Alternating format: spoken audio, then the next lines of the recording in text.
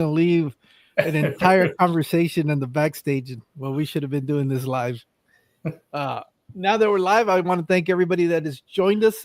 Today, I guess it's going to be a little bit challenging because there's so many people going on. I know Katie and Jake are going live. Scotty is going live. Who else was going live that I saw? And I was like, oh, well, if I sit and wait till the perfect day for that, I'm going to be sitting here all day long. So my live streams are pretty much set up to be like replays anyways, because we're not really showing a whole lot and stuff like that. So, and a lot of people will throw them on when they're working in their fish rooms and doing other stuff, and they just kind of throw it. At least that's what they tell me. So I don't know if that's necessarily true or not, but people are starting to come in. Just let me get this out of the way, because once I get going, I don't look at the chat really. So the first one in here was Sam. Why are we always yelling? Thank you so much for being here. Sean from Discus North was the second one in here. Gabriel from GNC Aquatics. Thank you so much for being here. Linda, thank you for joining us this afternoon. Fathom Aquatics, Alex, thank you for coming in. Fishwit, which is Asia, thank you so much for joining us. Ed from Ed's Aquatics and Exotics, thanks for coming in. The Moneyless Maven, Shirley, thank you for joining us. June from Only Oscars.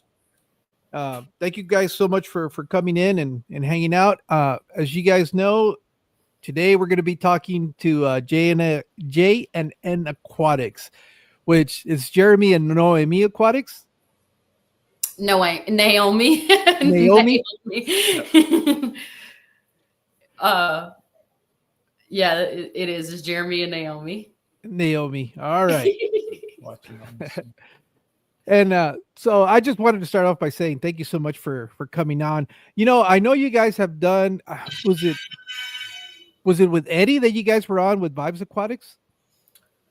I know you've been on a couple of live streams, and I haven't been able to catch them all. For sure, Branton. Oh, it was Brandon. I know Ed from Chattanooga. Ed interviewed us on his channel when he came visit us. We did interview with Branton. And that's probably the one. Aquatics. I didn't know you guys were on with Kyle. It must have been with Branton, and I was busy that day and I wasn't able to catch it. So, but after that, I kind of didn't want to watch it because then I would probably not have things to be able to ask you guys. So I kind of wanted to come in a little bit blind to it. I know a little bit about you guys because I've seen you guys in chat and I've heard comments about you guys. I know a few people actually reached out to me and said you need to have Jeremy and Naomi on. So I was like, all right, if people are telling me, then that's something I definitely need to do. And so with that being said, I want to say thank you guys for accepting the invitation. Today is Monday. We were talking about this behind. This kind of works out for you guys because you guys are closed for today. Yes, sir. Yeah. So that's why I know originally we had talked about Sunday. I had to kind of change the date on that because we're dealing with some stuff. We belong to like a homeowners association here in this housing development. And I guess one of the things is we've been here for 3 years and we've never met the members or anything like that. So we got some notices about them trying to set up a board again. So that's why we met up with some of the neighbors and trying to figure out what was going on, because we've been paying the homeowners association fees for 3 years and we didn't realize we didn't really have a board. So now we have questions. Where's money? Like, where's the money going? Who's getting the money? Who's handling the money?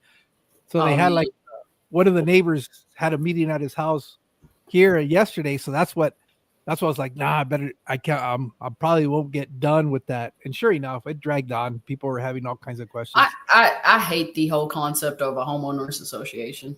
I just I feel like if I buy property and I buy land and I buy a house, I have the right to do whatever I want and please with that property.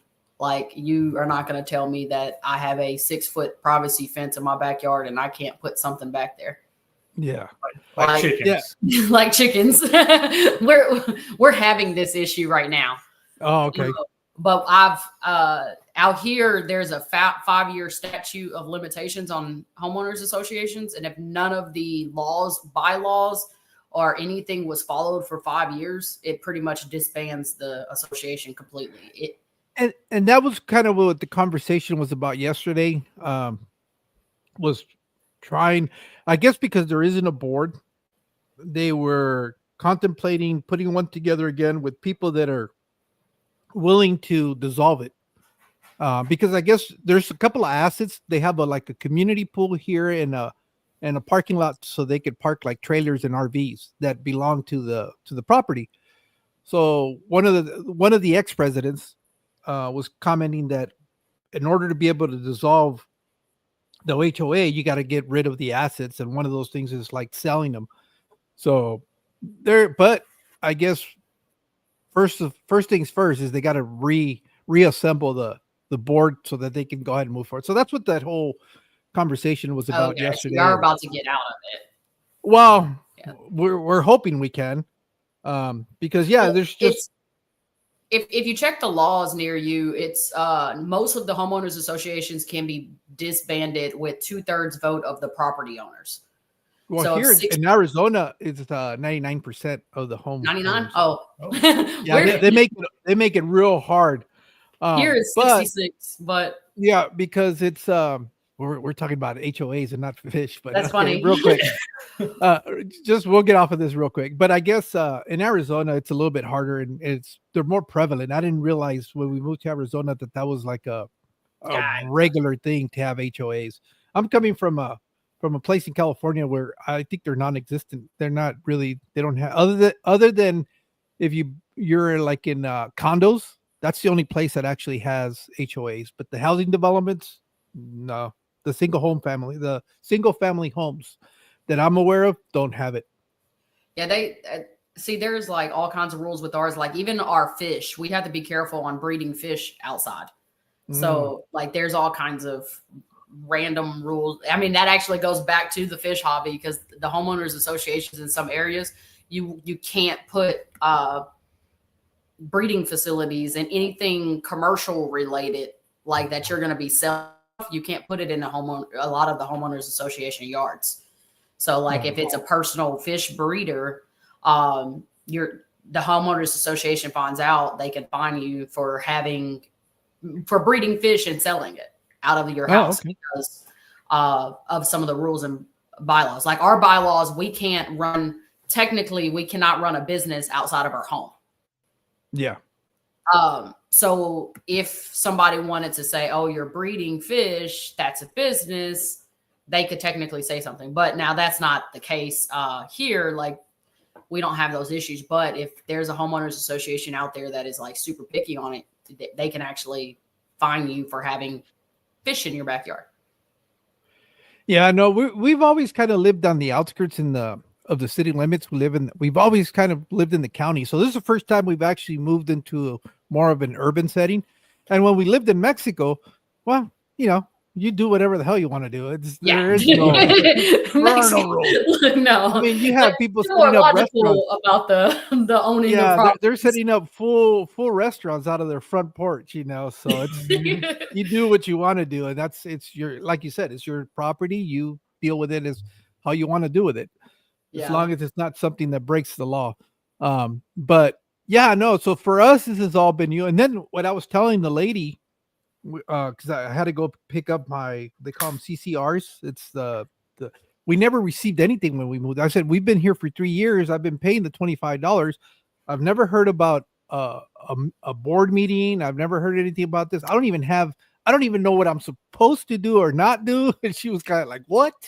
She goes, you were supposed to have gotten a welcome letter with a handbook with all the regulations and all that stuff. Yeah, it should have came with your deed. Your house deed. Yeah, so it's kind of like, well, we didn't get any of that. But again, we're coming to find out there hasn't really been an active board for this homeowners association from I think it was like 2016 was the last time that there was actually a full board. Jack, where I'm from, if your house has an HOA, it lowers the property value because no one is buying houses with HOAs. So those houses that do have an HOA, they're sitting on the market for about 6 months. And at that point, you've lost out on a good amount of money when your property is on the market for more than a month. But yeah, exactly. But I'm not going to repeat the last comment, but yeah, it's one of those, HOAs are like, they're actually devaluing properties more than they're helping. No one really truly cares what the neighbor down the street around the corner has on their property anymore. Like, that's something that I feel like happened a long time ago, but now it's not one of those things that people, because that's what the big deal is about out here, is because there's not technically an HOA. There's a sewage association that wants to be an HOA. And they're talking about that because it's gonna, like, there's a bunch of houses up for sale right now that's having issues selling because of this. Yeah, and our fees are not very high, because I hear about other people paying in excess of $100. Ours is only $25 a month, which is really not much. But we're still kind of wondering, is like, well, okay, for these 3 years, we've been paying this, but what's being done with it? Because we don't see. You would think they would send out, because we have some public areas that are like, well, they're not green in Arizona. They're like hardscape, desertscape, but we don't see a cleaning crew come by or anything like that. So we're kind of like, what's going really on? Any benefits to having it. Yeah. So that's kind of what one of the guys was saying. He goes, we really need to get rid of. He tried doing it when he was the president of it, but for some reason he didn't get at that time, he didn't get a lot of the signatures. And it turns out, we were finding out yesterday that a lot of the residents that originally bought here are no longer living here, and it's kind of become like an investment property. So there's a lot of homes that are for rent, and you can kind of tell. You can kind of tell who the homeowners are and who the ones that are not the homeowners living there. And so that's what they were saying, that they think this time around they might be able to do it, because a lot of people that are, they don't even know if those people are even paying their dues. So that's all stuff that they were talking about, forming a group, not necessarily a board.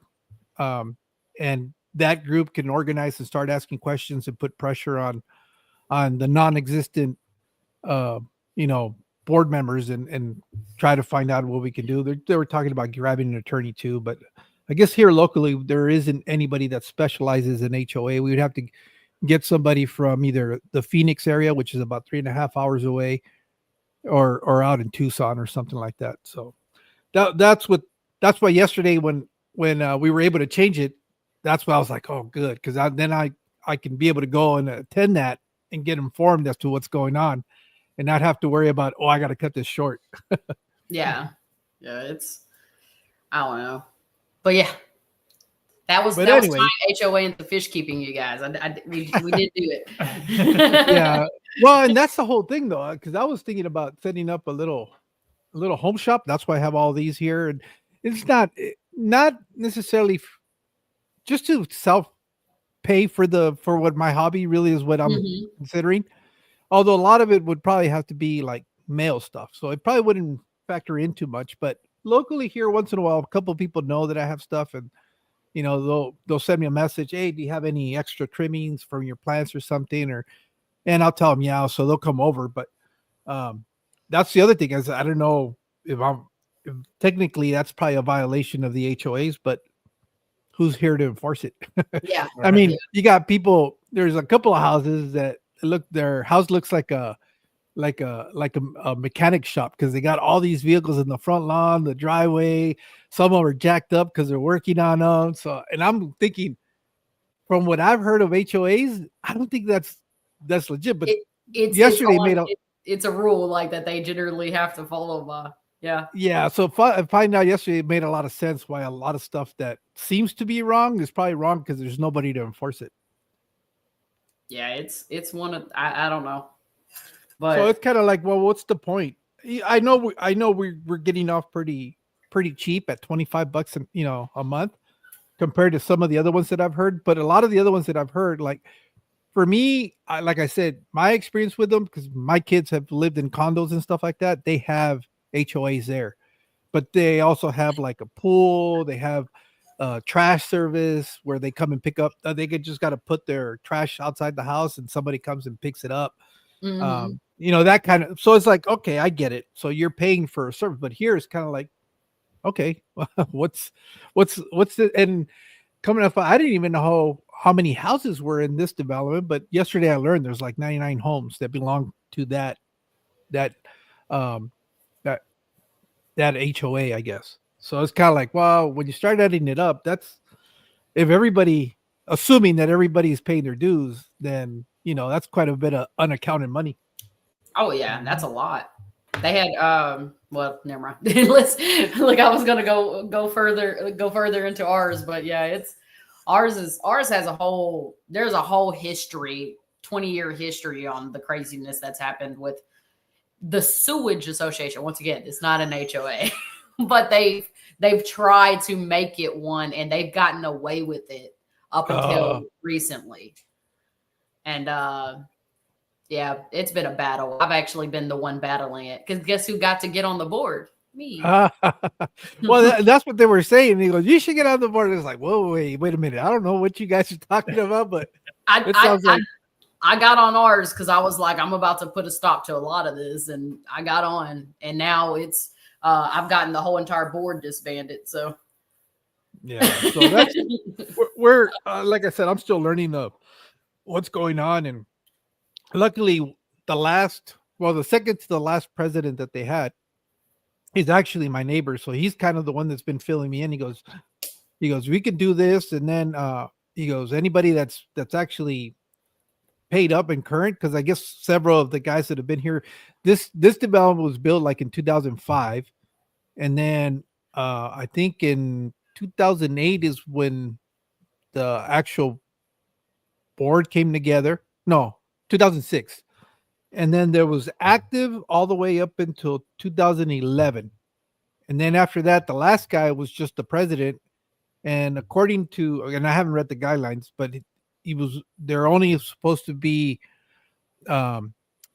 active for 3 or 5 years. I'm not sure. But either way, from 2011 to now, it's been more than the guy's actual term. And we're kind of going, well, if he's appearing as the president, who reelected him to that position? What's going on? Is he just on paper, or is he actually physically the president? So that's a whole bunch of stuff that they're trying. We're supposed to meet up when I think Wednesday afternoon. And follow it up, see what happened. But anyways, we are here because of you guys. So before, if you guys don't mind giving us a little bit of background as to obviously introduce yourselves, and then I guess individually, who have you guys been in the hobby all this time? Just a little bit of background on you guys, if you don't mind. So I'm Jeremy. I'm the J&N. I am the favorite. I mean, it's been a discussion in all the lives that I've participated in. We know I'm the favorite, but so the hobby is really my hobby. I've been in it since I was 8 years old. Oh, okay. So I've been in it for 30 years. I've kept, I think my very first tank, I had a 10-gallon fish tank. And I had the albino African dwarf frogs. And I mean, those were my pets. I love those things. But as I got older and everything, my tanks kept getting bigger and bigger and got more and more. And we got into breeding, and then I met her. And she's more on the plant side. She loves the plants. Okay. She's had fish tanks before she met me. One already starting off bad. Mm-hmm. Oh man, no. But he said that because I'm the favorite. So I didn't want to break Jeremy's heart, but when you have a couple on screen, the man is never the favorite. It's never the favorite. Never. Yeah. That's why I tell my wife, stay over there, because they like me. Once you come in here, it's over for me. I tried to stay off to the side, and he was like, "Hey, you want to do this live with me?" And then that's when I became everyone's favorite. No, that's just a given. I mean, that's we're smart men. We picked the right women. Yeah, I started the plants. When I first met him, he had like he had a terrible aquarium. His aquarium was full. It was like 30 million different colors, and it was all fake plants and fake stuff inside of it. And so I slowly was the one introducing the plants into the tanks, and I was like, these look so much better, and it did. And then the fact that you don't have to do as much maintenance once you add all of the plants. It's just, it started with me having to do 3 hours of tank maintenance on his tank on the first time I tried to clean it. And it took me 3 hours, and I was so upset. I was like, I'm never gonna, I'm not doing this ever again. Yeah. So I know you were kind of alluding to the fact that you guys had a home business. I know you guys currently actually now have a store, but where does the beginning of that store start? Well, currently that store is all at the store. We used to actually run a home business outside of our house. It was we actually weren't living in this house, but we actually had a couple of outside ponds that we grew out our fish in, and we were breeding inside. And then we had a whole wall of like fish that we like grew out, and then we went and sold to the local stores. And then we also started we started selling out of the house, where we were going on Facebook, kind of advertising and building our business and letting customers know, like, hey, like in 6 months, our plan is to move this operation into a store. And we were like handing out business cards and getting our Facebook growing. And then from there, like about a year after doing it out of our house, we moved into the store. We were able to secure a storefront, and we moved everything that we had in our house and just moved it to the store. Yeah. So what part of the country are you guys located? Kentucky. So okay, you guys are in Kentucky. Yeah, we are West Kentucky. I'm from Texas, so I'm a special breed of person. That's why I'm the favorite. It's because I'm not a West Kentuckian. Look, I'm like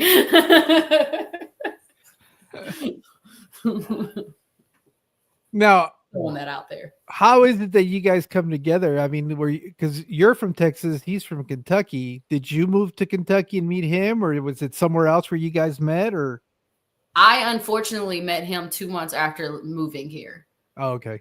At a bar. At a bar. You left Texas for Kentucky. So what took you to Kentucky? My sister lives here. I have a sibling that's lived here for like 6-7 years, and I told her my exact words were to her was, if all heck ever broke loose in Texas and I needed to get away, I would move with you, because she always asked me to move out here. And you know what? All heck broke loose, and I moved right out here. So, and Jeremy just so happened to meet me. I was living here for about 2 months when I met him. So, yep. Unfortunately.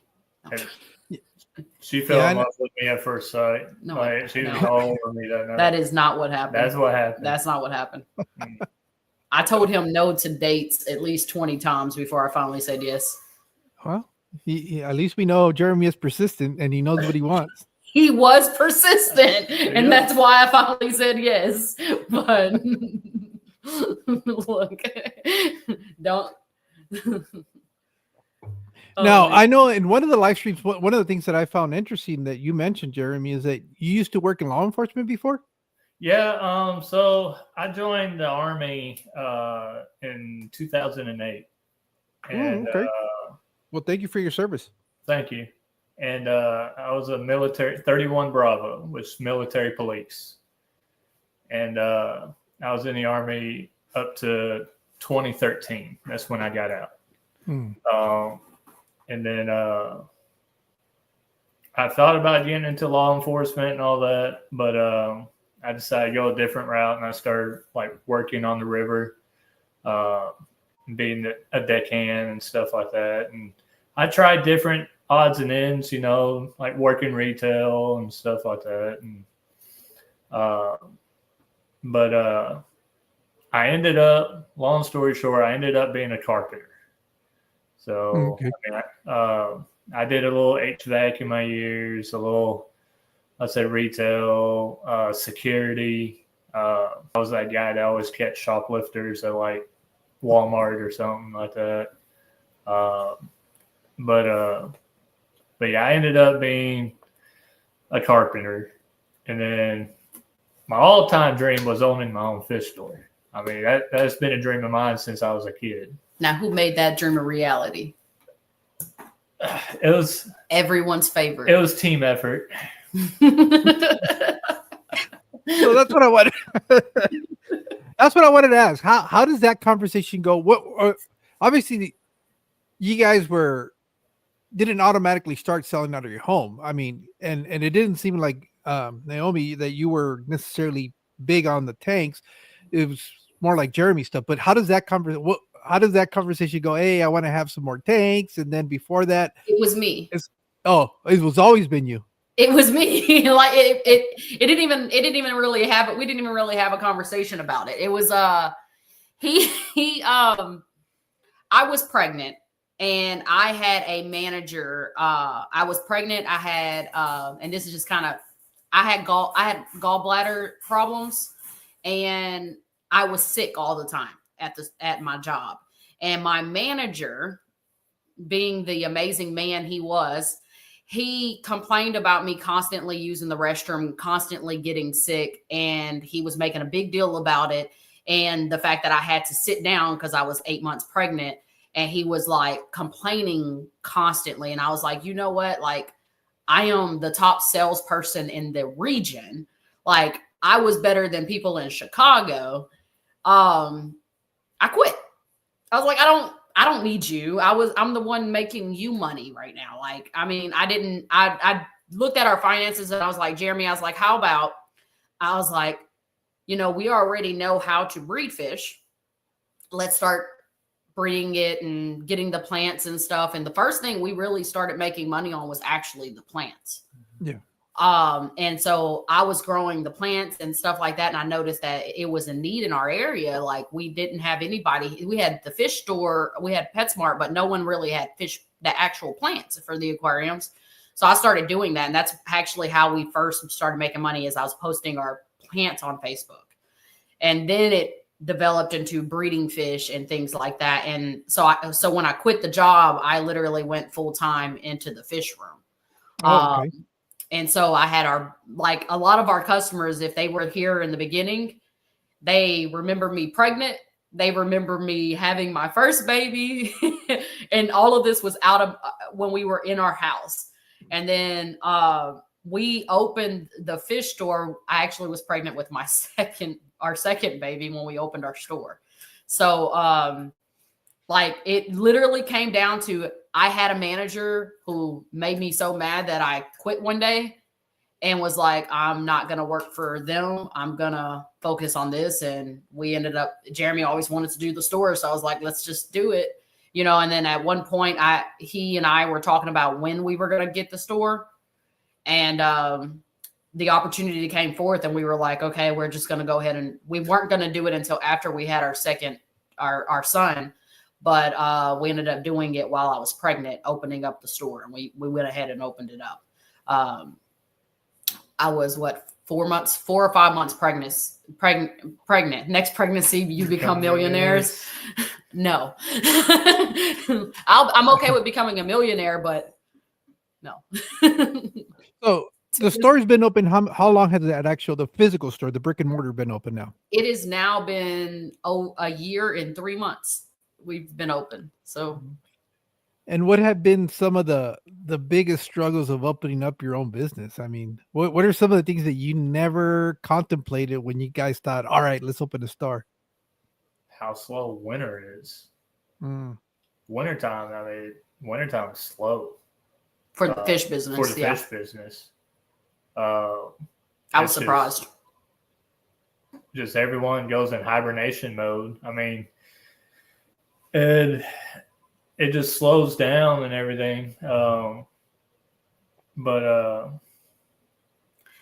I guess the overhead probably.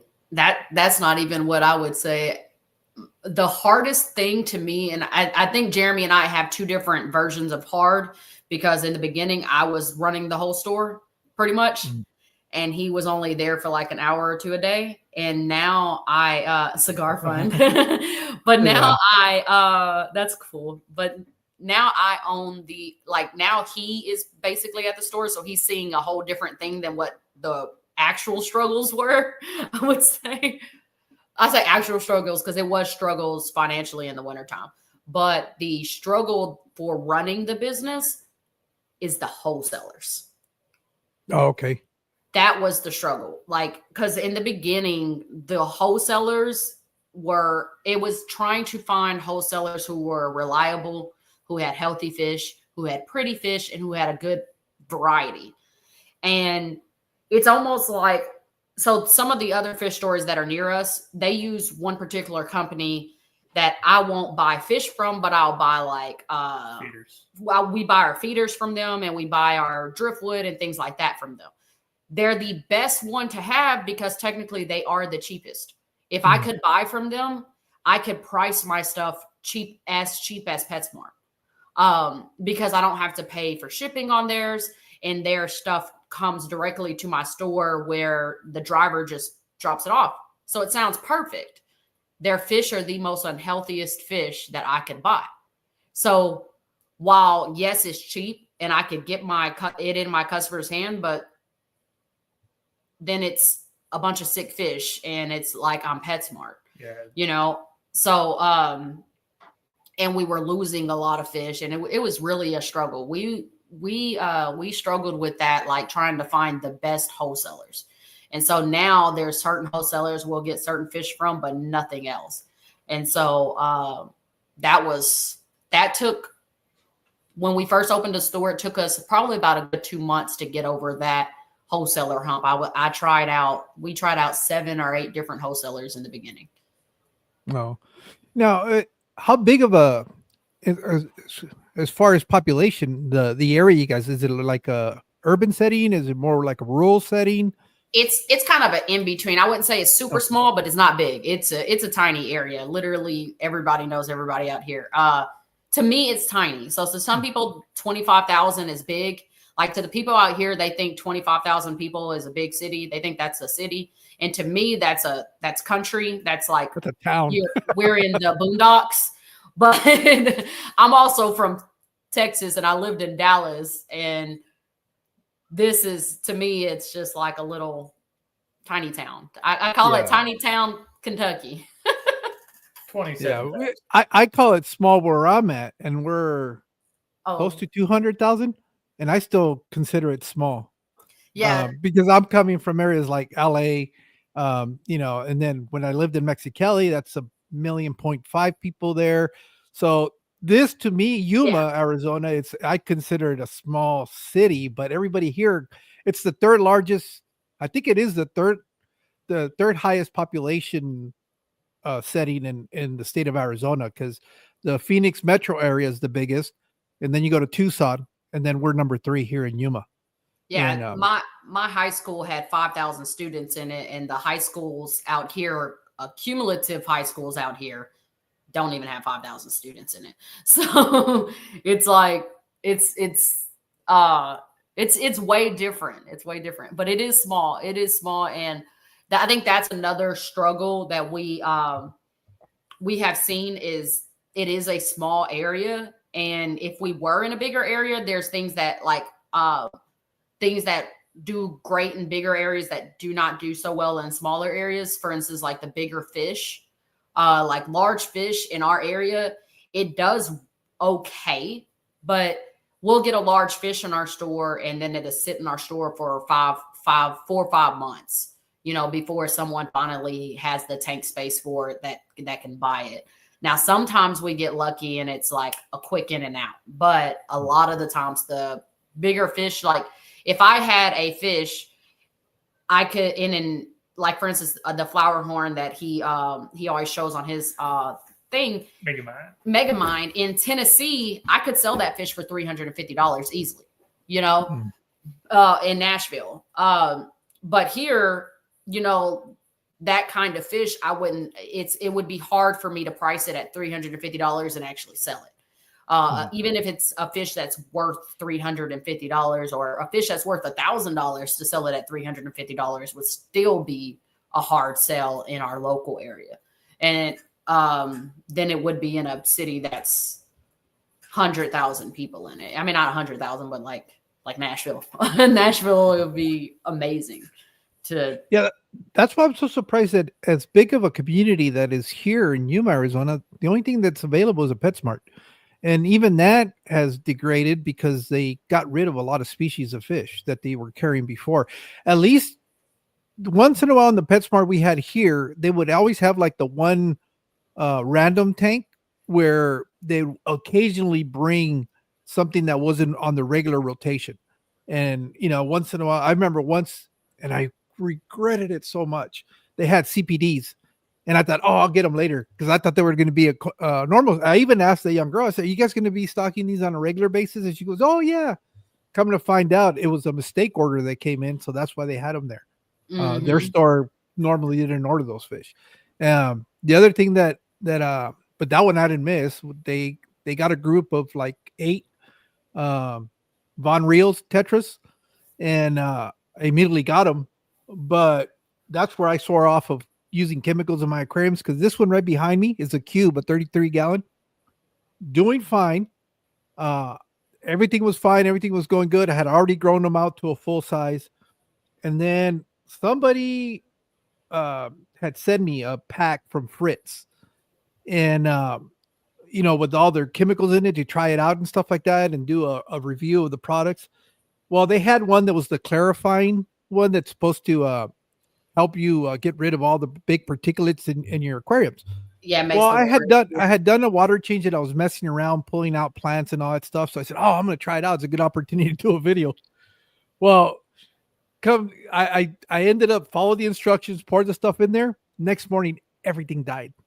And I was so pissed. I said, never again. I didn't need chemicals.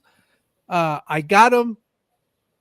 I kind of felt some way that I had to do something in return to do like a product review. I was like, why am I messing with stuff that I don't need? So that's after that point, I swore off of all additives to my tanks. I don't even use dechlorinator because I have a whole house filter system that we put in there, and you got that big carbon blocker. So when they were installing it, I told the guy, can you put a spout as soon as it comes out of the carbon blocker? Because we run chlorine through the city water. So all I really needed to do is to get rid of the chlorine. And so he put one in there. He goes, I got an extra one. Do you want it? I said, well, then put it after it runs through the system. So I have my regular water from the city that's just dechlorinated, and I have access to softer water. But since it's a saltwater system, somebody was telling me, no, well, you're going to have a lot of salt water if you use the soft water. And so it's like, well, that kind of defeated that purpose, because I was thinking about running like Caridina shrimp and stuff like that, and a pistols, because the pistols, to get them to breed, you need like the real low pH. Yeah, soft water. And but I thought that was going to work, but apparently somebody was telling me that you actually need to have like a RO system. And I have one in the kitchen, but I'm not going to be hauling. My wife's going to go, what are you going with that 5-gallon bucket of water from the RO off of the kitchen sink? So unless I can find a used one that I can probably install in here and use it for that. But to this point, I've come to the point where I'll just breed what's easy for my water. And I'm not trying to mess with any of that other stuff. One, I don't have the time to dedicate it, because like you were saying earlier, that a lot of that stuff takes a lot of time, whether it's doing maintenance or whatever the case is. In this case, I can just turn on the water hose and fill everything up. I don't have to sit here and wait for the RO system to make enough water to do like a 10-gallon water change. It might take me all day to be able to do that. And then you throw away a lot of water too. So I was like, wow, that kind of, I don't want to be doing that. I mean, we live in the desert. Last thing, it's bad enough that I do water changes. I can only imagine if I'm doing like tons of RO water and just half of that water is going down the drain and not being used at all. So I've kind of resignated myself to the fact that I'm just going to do stuff that likes hard water and that's it. Yeah, we our water is kind of hard water, and we just keep driftwood in our tanks and we try not to mess with it too much. Yeah. But yeah, it's one of those, like I said, it's we even with our store we have to do, like, we have soft water in the city, and because we don't live in the city, we live in the county, but our city water is soft water, and the only thing we do use in our tanks is a dechlorinator. And that's pretty much it, other than fertilizers for our plants. So we do use plant fertilizers.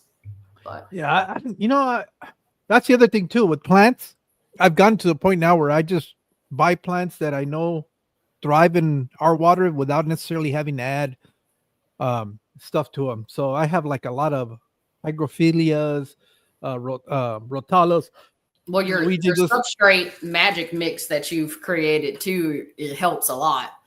Like that. Yeah, it's just soil. I mean, that's all it is. Yeah, that I try to get Jeremy to let me put soil back in our tanks, and he won't let me. So What are you trying to do?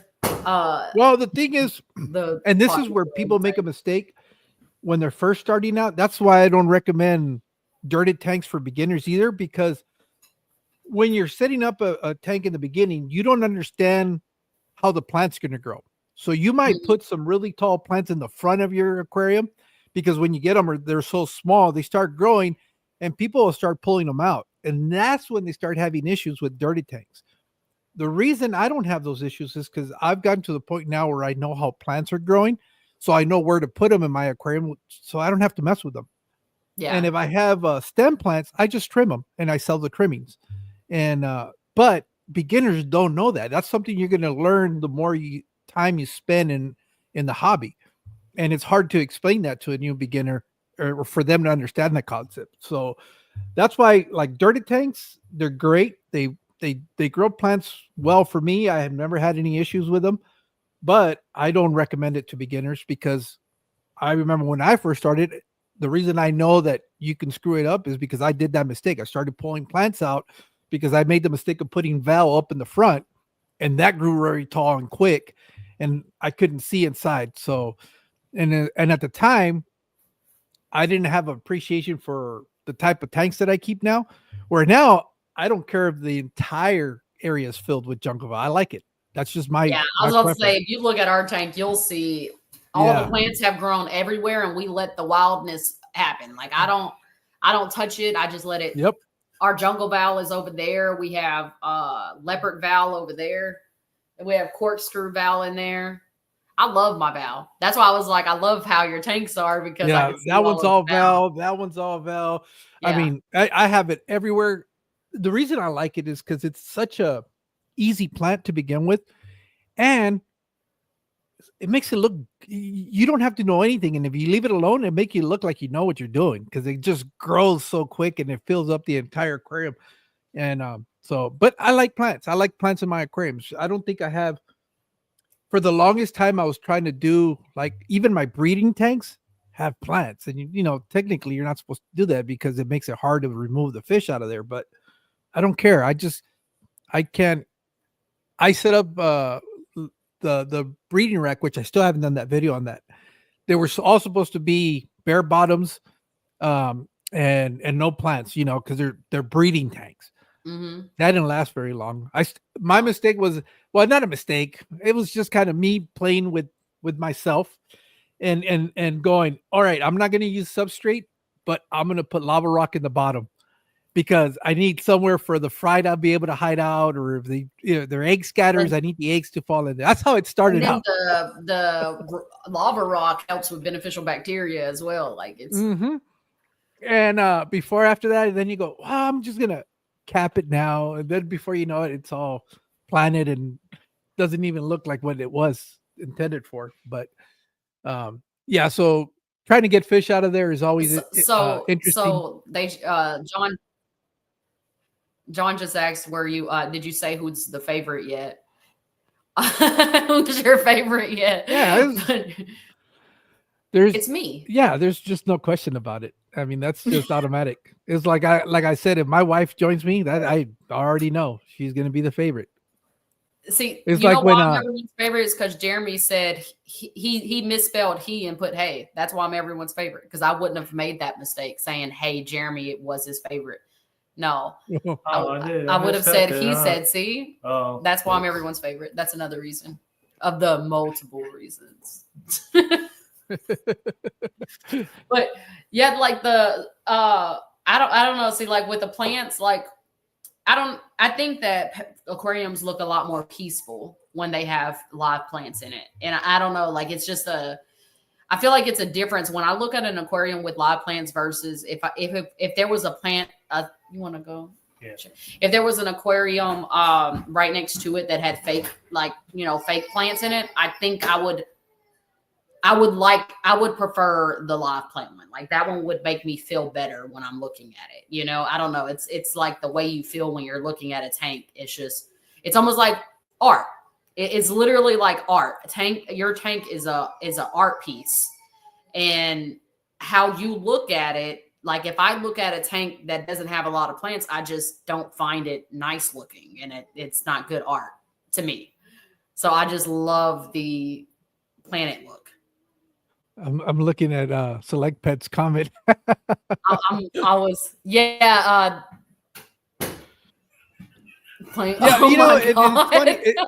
It's funny because I remember when I started.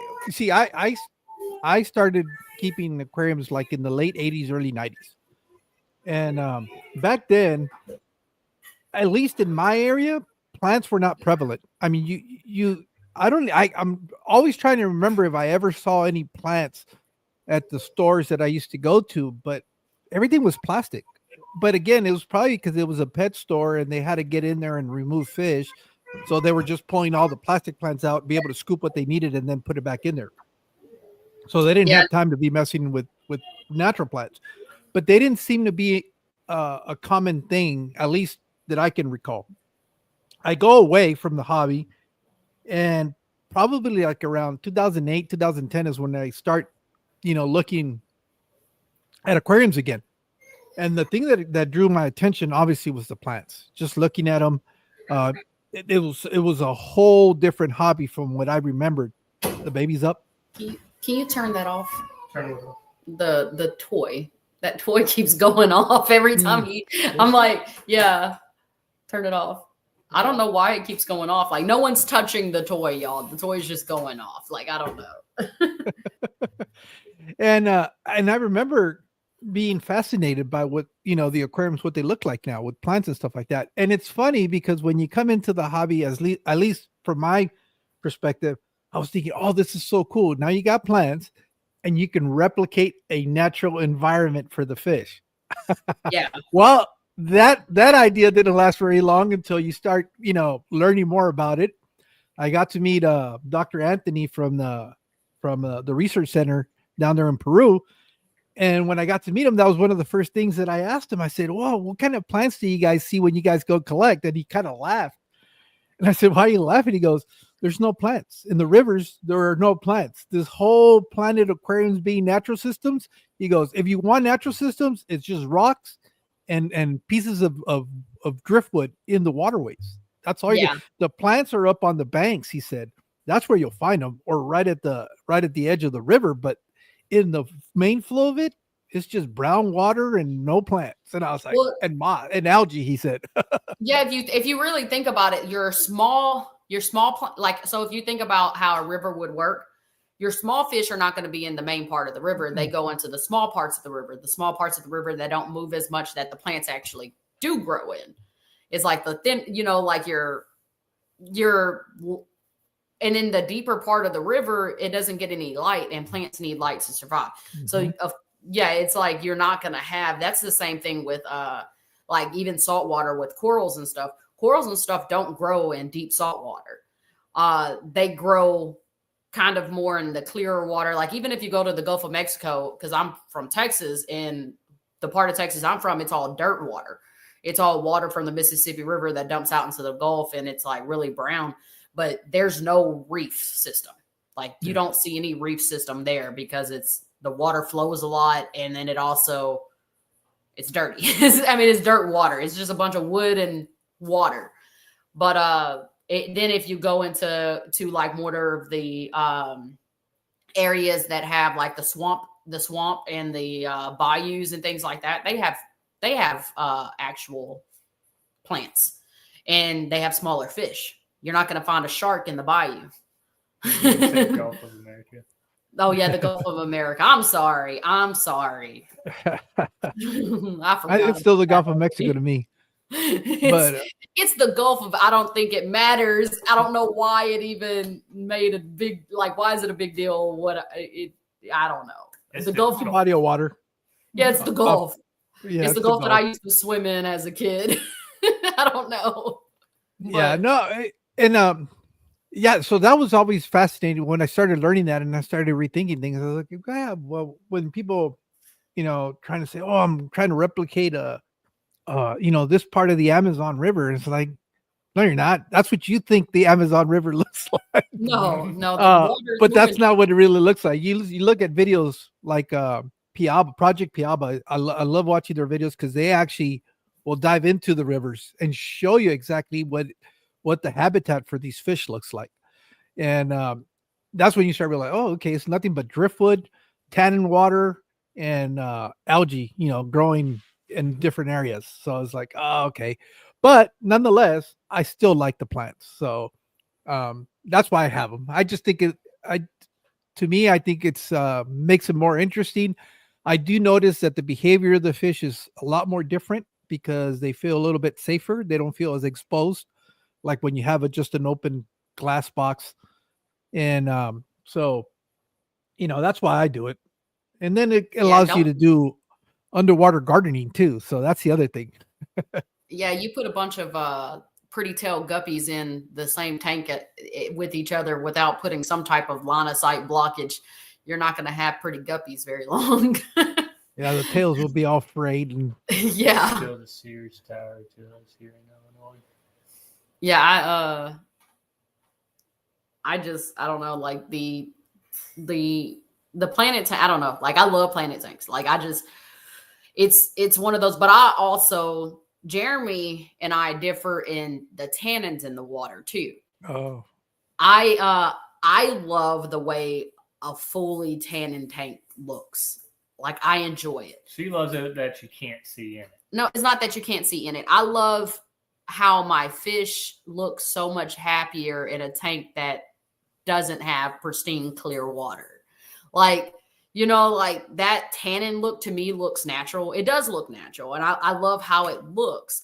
Jeremy likes clear water and I like tannin water. Now I don't like it so dark that I can't see in it, like he just said, but I do like it a little brown, and just with my Vallisneria in there and, things like that. It's just, I like tannins. Like I like the way it looks. So, I go back and forth with it. My biggest problem though is when I do a water change, you got to wait for the tannins to be re-released back in there. And so it takes a while for it to get to the point. And just when you get it right at that point, it's like, oh, I got to do a water change now. So restart again. Yeah. It's like, well, see, I'm not so anal where I would want it always having tannins. I don't really. She's like not seeing in the tank. Let me go close the door because it's starting to get a little chill in here. Hold on. Okay. John. Right. She likes not seeing in the tank and leave the light on, and you can get green tannins. No, John. See, I this tank right here. I have like 10 Amanos in there. We literally have like 10 Amano shrimp in there to keep the hair algae away. Because we battled with hair algae when the tank was having its new tank syndrome. And so now like this tank has like almost zero. I mean, it gets algae every now and then, but it really doesn't get algae much.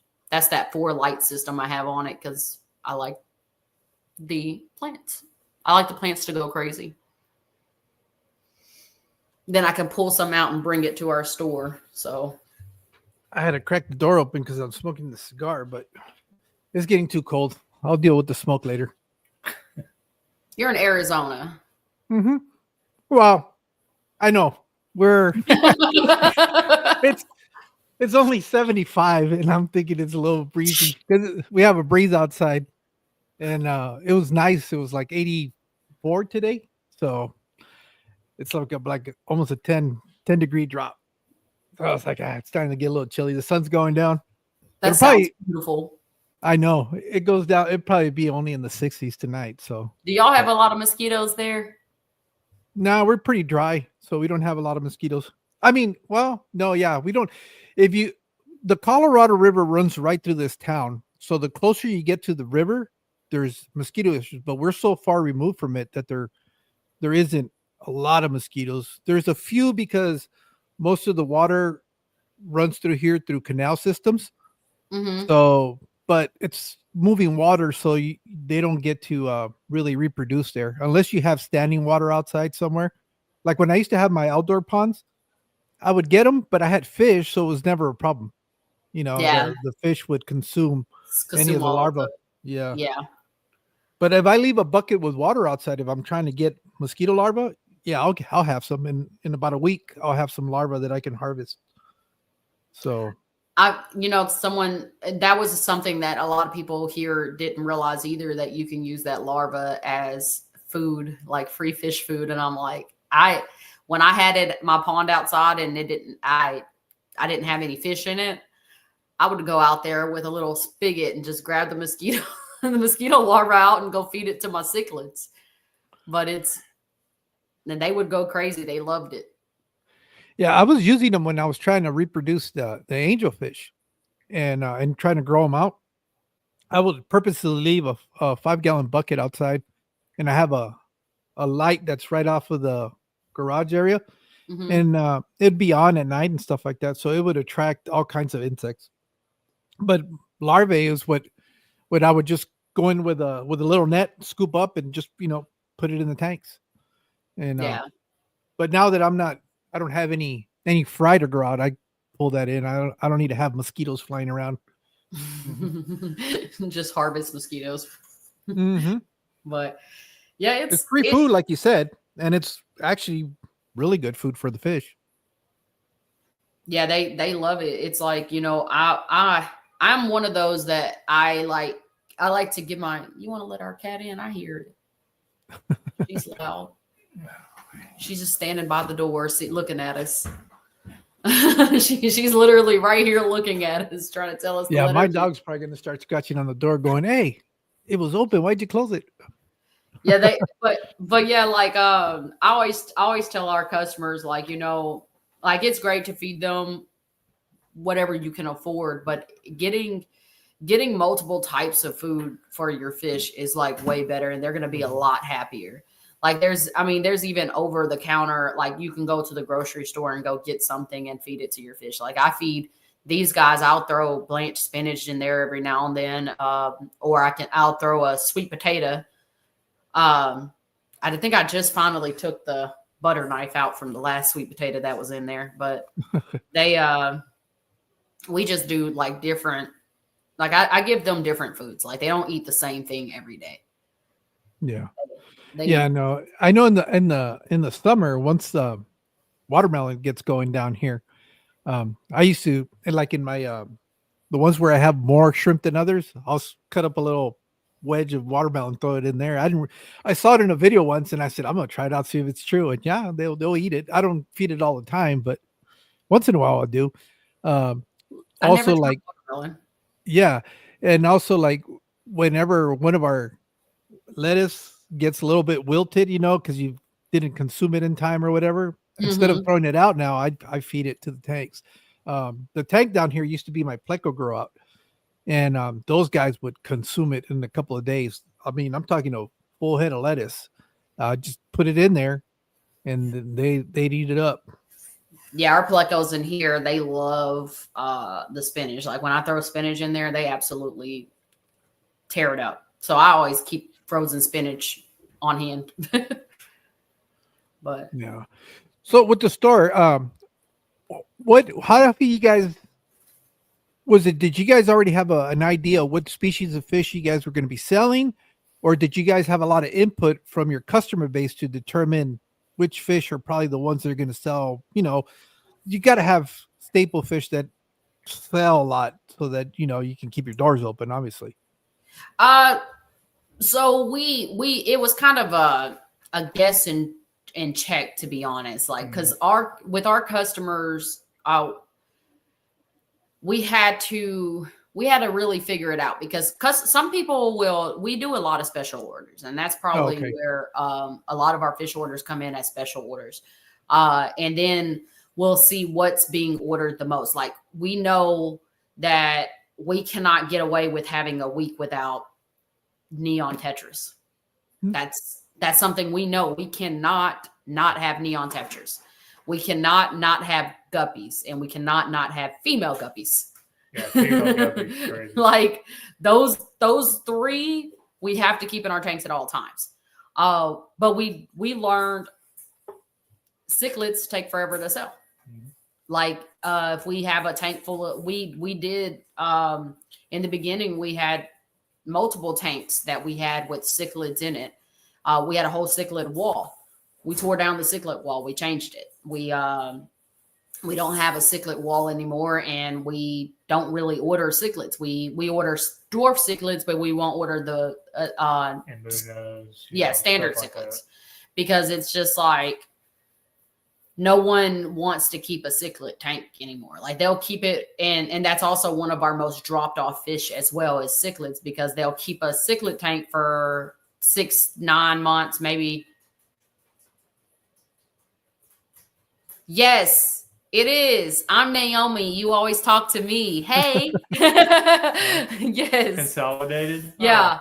That was that's before what's his name? Remember I told you he quit? Yeah. Yeah, I don't know if he quit or left. I don't know. Like, you just left out of nowhere too. He didn't even tell us. I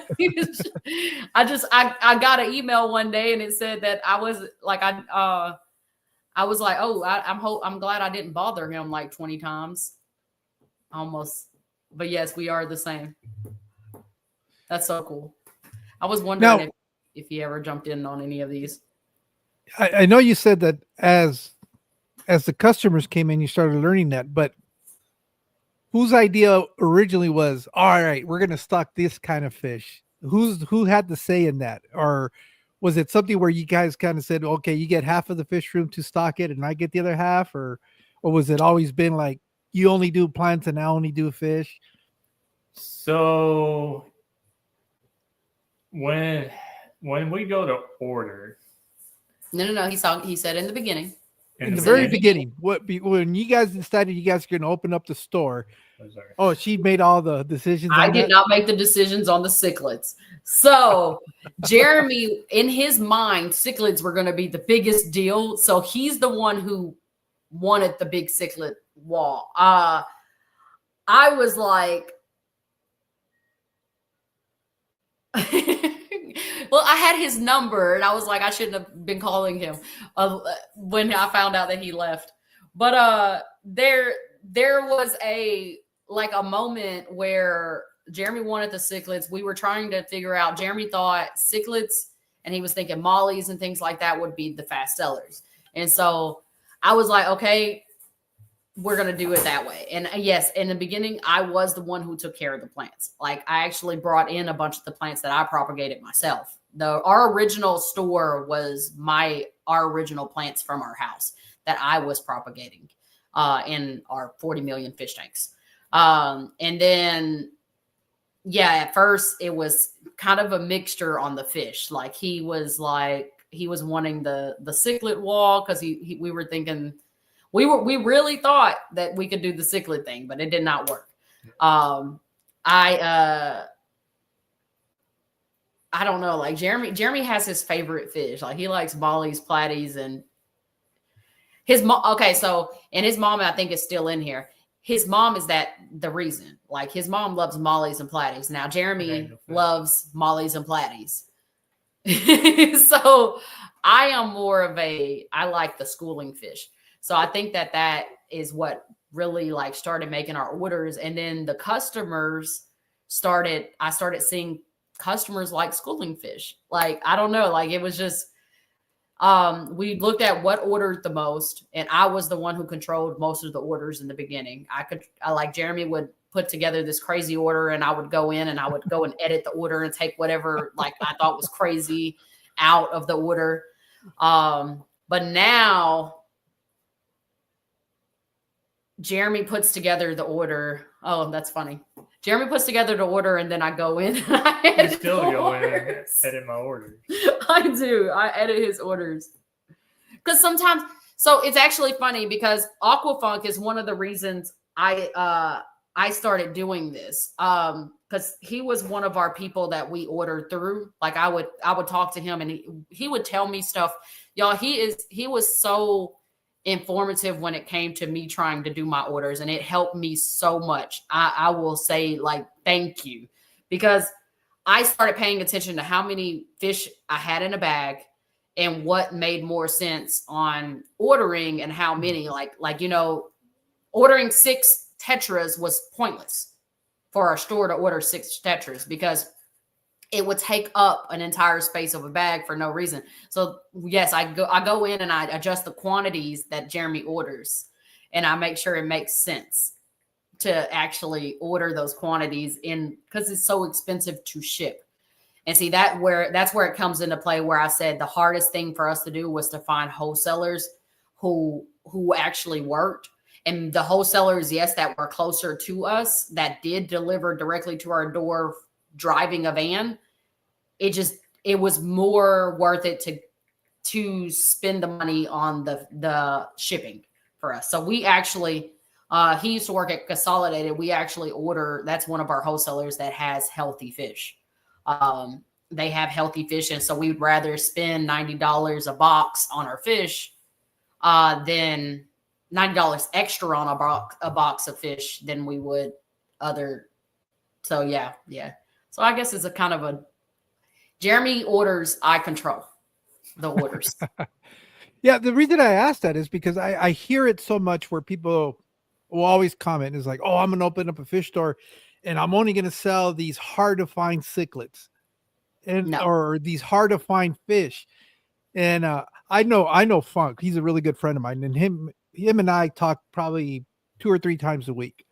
And I've contemplated getting my permits to buy wholesale, because there's, like I said, there's not a store down here other than a PetSmart. And that was one of the conversations that we were having. It's kind of like, oh, if you do that, don't make the mistake of focusing on the fish that you like, thinking that everybody else is going to like. He goes, there's a reason why the big box stores carry the same staple fish. That's because that's what most people come and look for. And I've heard him say that. I've heard Corey from Aquarium Co-op say that. And, I've heard other people that have businesses that as much as they would like to sell these rare and oddball fish, that's not what pays the bills. I mean, once in a while you'll get somebody that will ask for that. And it, that's when you get an opportunity to fulfill those orders. But to set up a store strictly for that, unless I think the only way that's going to work out is if in your area you have a high volume of people wanting those fish, where I can see it working. But yeah, and the reason I really want you guys to make an emphasis on that, because there might be people that are thinking about starting their business, and they can avoid that mistake from hearing from experienced people like you guys that have already opened up a business and say, hey, yeah, that's great, but the reality is this. And Now, this is a huge reality. And it's funny because I think someone was having a conversation last night about the fish industry being a multi-million or billion-dollar industry. Owning a fish store will not get you full-time pay. Owning a fish store will not get you full-time pay. If you love the hobby so much so that you're okay with taking a pay cut, because you will take a pay cut going from like just thinking about Jeremy's carpenter job versus how much he made there versus how much our fish store makes after taxes, after orders, after the light bill. The light bill is $450 a month, you know, after the rent's taken out. And if you're owning a store, after the mortgage is taken out, after everything is said and done, the amount of money you make a month is not going to be, you're not going to become a millionaire off of owning a fish store unless you do things like aquarium co-op. You make your own line of Easy Green. You, it's up there. It's behind his face, like right there. But so you open up warehouses where you're also having a huge breeding facility, and that's the leave my Texas hand talking with my hands alone. But that's where the money is really being made on like some of the people. And then not only that, is someone who has a small fish store like us, we can't do, we can't bring our fish in from overseas directly to us. We have to order through our wholesaler. But there are people who have larger fish stores. Like there's one in Tennessee. He orders his fish directly from overseas and he brings it directly into his store because he can have 100 fish in a tank and sell it through the weekend, you know? Yeah. And Aquatics does that. Yeah, Whitland Aquatics is another that can do that up in Indiana. But it's in our store, if you're going to open up a small store, you can't logically do that. You're going to be sitting on those fish and then you're feeding those fish. So you have 100 fish in a tank. You also have to feed those 100 fish. You have to do the water changes on them. You have to look at how much you want to spend on, like how much do you want to pay yourself $5 an hour, or do you want to pay yourself $22 an hour, or do you want to pay yourself $30 an hour? Like you have to look at that and what your time is actually worth. And that's any business. What is your time worth and how much should you pay yourself? Because a fish store does not make a load of money. So it's just one of those things, like you have to do extra stuff. You can't just you can't just have a fish store. You have to have a fish store that does tank maintenance, that builds ponds, that does all of that extra stuff. And that's where the real money actually can come in. So it's kind of one of those things. And then if you have a big box store in your town, you will have someone who comes to your store and says, "Oh, I can get those mollies for $1 cheaper at PetSmart. I'll just go to PetSmart." And they'll do it. Like they'll do it. They don't care that it's $1 cheaper for a tank full of ick. They don't care about that. Because the average aquarium, like the most people are new to the hobby and they don't realize that's why their fish keep dying, is because they're buying it from a sick source. They really think it's their fault. But it's just one of those things. Like you're going to see a lot of struggles, and that's why a lot of fish stores don't open and they close within. And that was something else that was said on the live that Jeremy was watching last night. Most stores, if they open past 3 years, they're there for the long haul. But a lot of stores do fail within those first 3 years because they're thinking they're going to go in and make a lot of money all at once. And that's not how it works. It's every day is a budgeting deal. Like we have to budget everything from how long we have our lights on. Like that's why we won't open the store on Mondays. On Mondays, we may get one customer who spends $20, and honestly, it's not worth keeping the lights on. You have to look at that. You have to look at a lot of stuff when it comes to, and that's, like I said, it's any business. It's not just a fish store. And yeah, salient, like that's another thing. Some of our customers, they prefer to buy online. I have a customer who comes in and it's something that, actually kind of, I absolutely like get annoyed at it because it's like there's certain customers and literally it's probably 3 of our customers that do this. They'll come into our store. They'll ask us about a fish. They'll ask us the price of the fish. Well, our prices are one thing, and then they'll say, "Oh, I can get that way cheaper on Aquahuna." And I'm like, "Don't ask me anymore."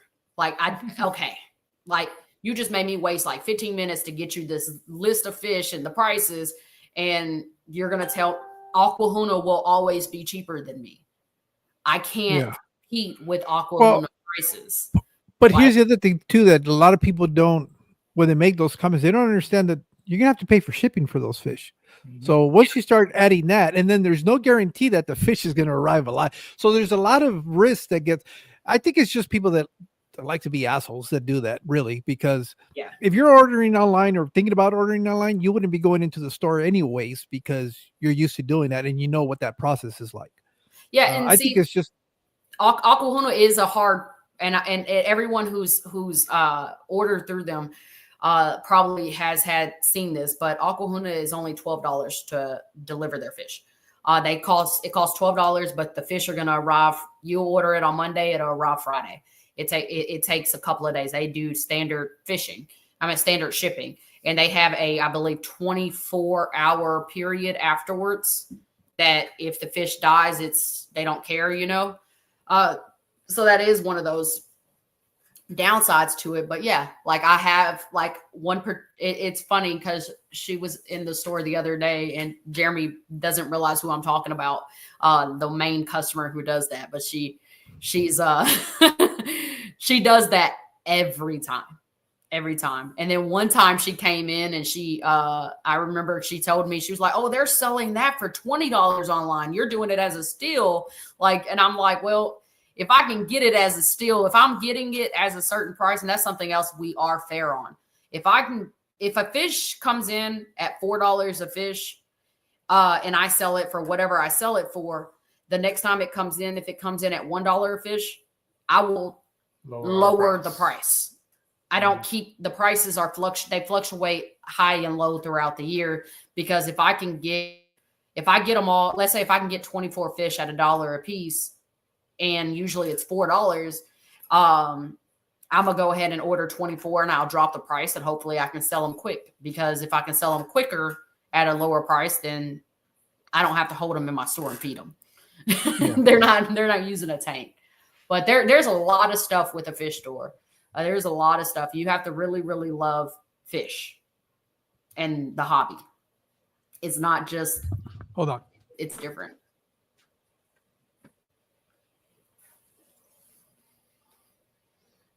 Sorry, that was a long, drawn out explanation, you guys.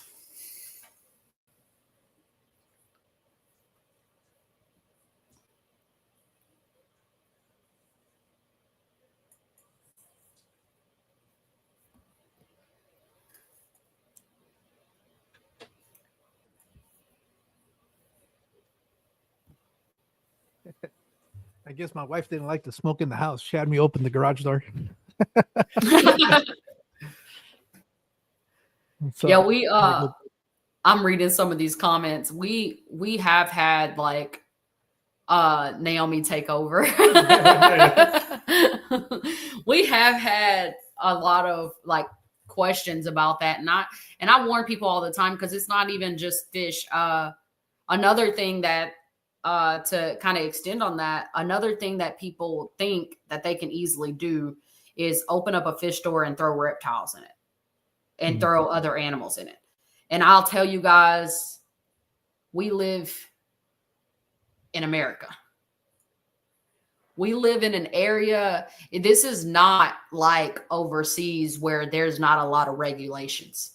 We have a lot of regulations. You have a lot of regulations. No matter what store you open, there's a lot of regulations. Having a fish store is one thing. Throwing reptiles and furry animals, the minute you throw a furry animal in your store, PETA, somebody's going to come into your store.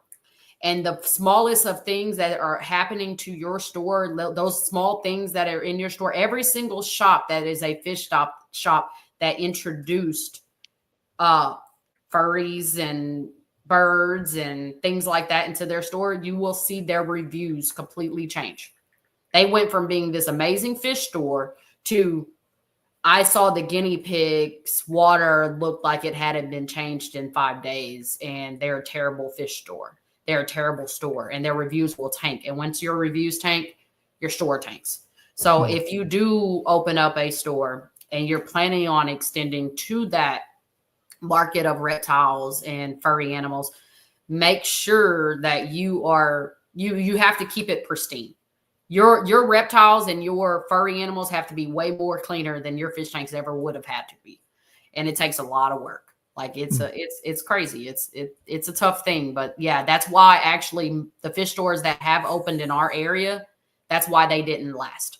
It's because every last one of them went into reptiles and they went into getting furry animals. And once you do that, you're going to get a lot of people who come in and complain about every small little aspect of your store.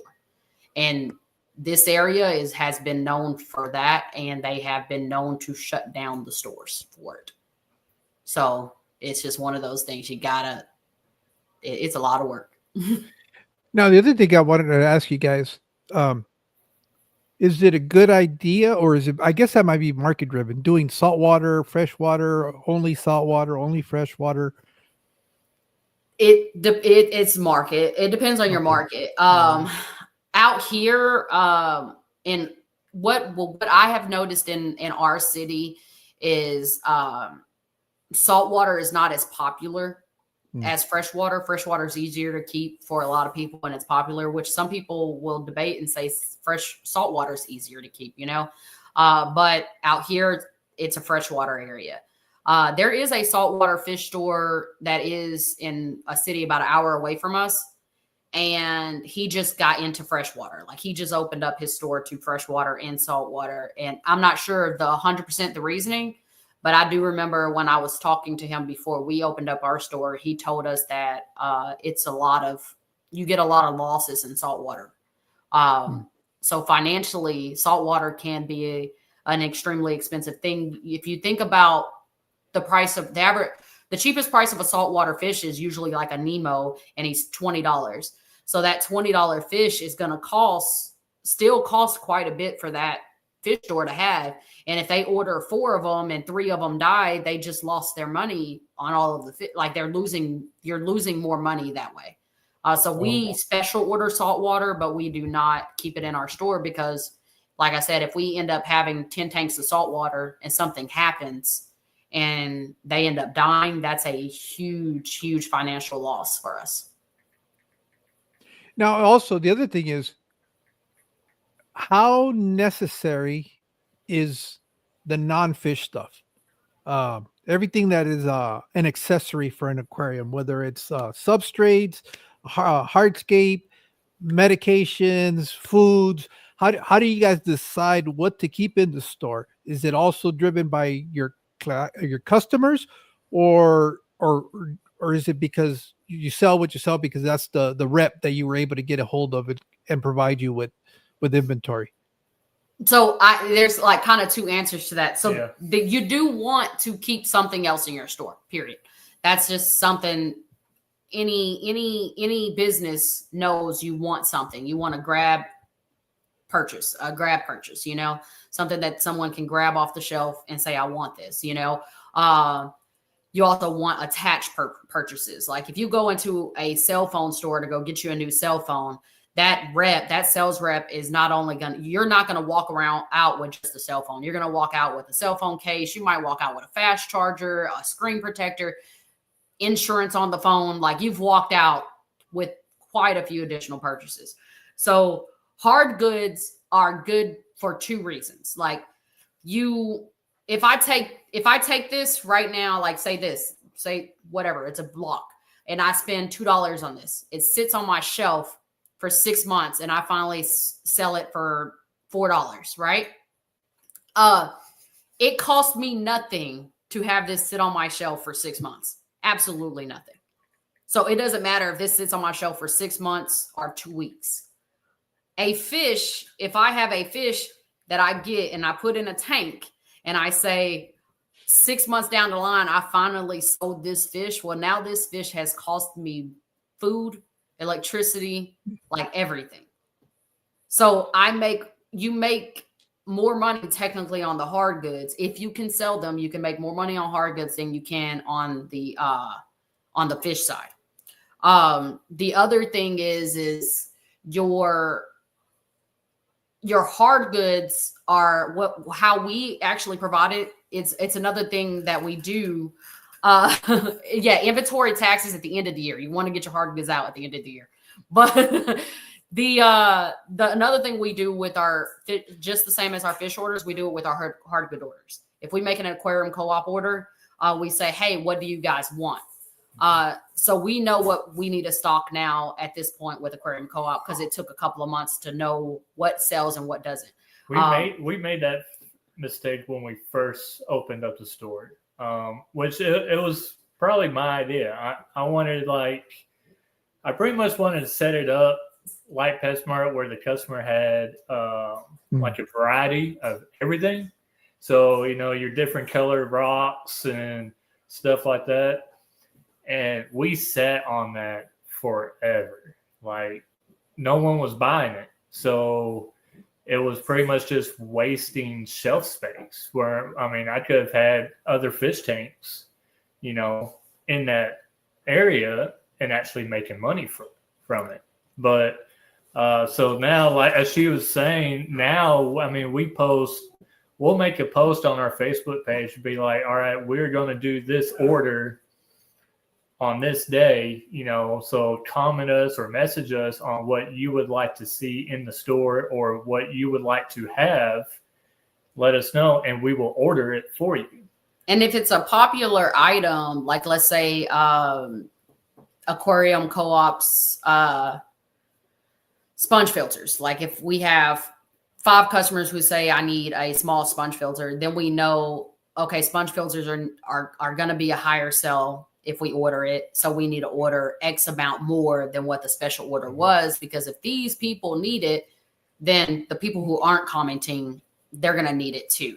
So but it did. The order he's particularly talking about, it was his idea. It was bad. It was really bad. We actually still have some of this stuff. Like it was fake decorations and things like that. And we have put those fake decorations on a 75% discount. And still won't sell. And we're at this point, we are selling it half of what we paid for it particularly. And it still won't sell. Like it's still, no one wants it. So it's like but you're going to find with every business that you go into, any business you go into, you're going to make those mistakes. You just have to prepare financially for those mistakes that you're going to make. And it is a preparation. Like every month we go into, I'm preparing to have a loss of some sort, whether that be an accident at the store, that something happened to a tank, whether that be I messed up ordering one thing that's never going to sell. And aquarium co-op, I actually, that's actually interesting. So you're gonna notice if you ever go into sales. If you ever go into a fish store, you're gonna have wholesalers who will talk to you, and wholesalers who you probably don't hear from. You won't hear from very often, and you won't talk on the phone with anyone from those wholesalers.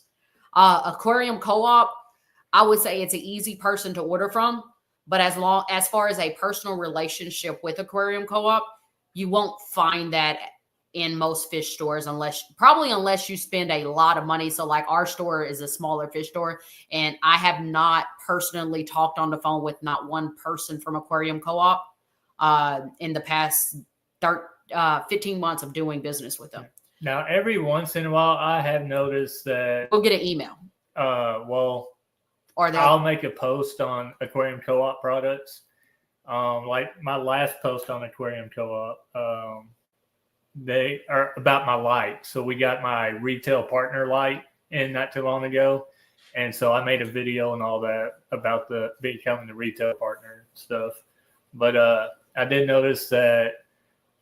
We still haven't done our picture. No, we haven't done a picture of it. But 2 of their representatives had like reacted to the post, you know. So that's the only interaction we get.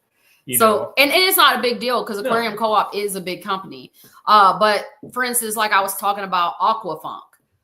Aquafunk worked for Consolidated Fish Farm. Every time I put in an order, I got a phone call and he would talk to me. He would personally have that connection with his people that he was ordering from. And then there was there's another one, Seagrass.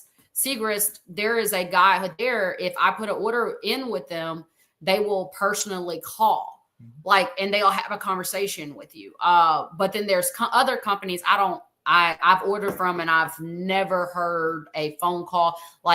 You'll just get an email, and you'll get an email saying thank you for ordering, which it's business, and it's a busy business. And so while I do like Aquarium Co-op, so don't get me wrong, I like them, and I don't care if you talk to me or don't talk to me, I like them. So I do like to get to know people. Obviously, I'm a talker. And so, yes, if Aquarium Co-op were to ever reach out to me and say, hey, I want to have a conversation with someone who owns this store and just get to know you, Aquarium Co-op, I'll get to know you. Corey, we can have a conversation. I'm glad you're talking about this, because the other thing I wanted to ask, what's your guys' take on the use of social media? Is it something that you guys find that it's pivotal for your business? Yes. We would be nowhere without Facebook. We would be absolutely nowhere without Facebook. They're gonna call us now. Tell them to talk to Naomi. I'm everybody's favorite. I'd love to pick Corey's brain, but we had when we first started our fish store, we did it out of our house, and I created the. So to answer your question, John, earlier, yes, I have been in sales. I was a manager at a cable company. I installed cable. But then I also I did that for 10 years, but I also managed a pawn shop for a year. And I've also managed on the sales side of the cable industry for a couple of years. So because of that, I have learned a lot about the financial aspect of things. And the one thing I know is advertising. You got to get your name out there. The first thing you need to do before you even. That's Aquarium Co-op. That Asia. Oh, is that? Asia person, is she from Aquarium Co-op? I think Asia is Aquarium Co-op. There is Asia from Aquarium Co-op. Is Aquarium Co-op in here? Yeah, they're here. They're listening. So our the Facebook was the first thing I did to create some momentum. I created the Facebook page, and then I created the TikTok. I created the YouTube. And I created a eBay store and things like that. And I just started getting our name out there. Yes. Okay. So Asia knows what I'm talking about. She emails us. That's why I said they will get the email saying thank you, but we don't get a phone call. I've never heard a phone call I'm sorry. I finally got a phone call from Cobalt Aquatics, and I was like, wait, what? Yeah, Gwen would call us. Yeah, it finally after a year we got a phone call from them, and I was like, oh, I didn't even know what to talk about. I was like, wait, we got a phone call. But yeah, so social media is where you want to start. Start with a social media page and start pushing it out that way. And marketplace, Facebook Marketplace. Most of your customers are gonna end up we got to start targeting the younger generations in the hobby, because those younger people are going to be the ones that are going to get older, who are going to be in the hobby anyways. So we need to start targeting younger, and the younger generations in the work field. The younger generation is your customer. And so anyone who doesn't do that, you're missing out on generations of people who are on Facebook and on TikTok and on YouTube. You have a bunch of generations here, and you got to target all of them. Yeah, there's a question here that they were asking if you guys do online sales. Is that something you guys have gotten into? We do online sales in a sense. We have a terrible website right now that's not up. We have actually met quite a few people who've wanted us to special order for them, and we do ship them out, like whoever wants us to order.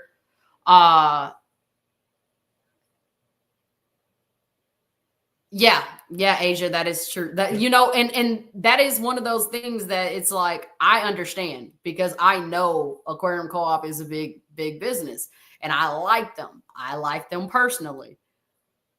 Just if someone's to ask me what kind of relationship I have with them, it's a business relationship.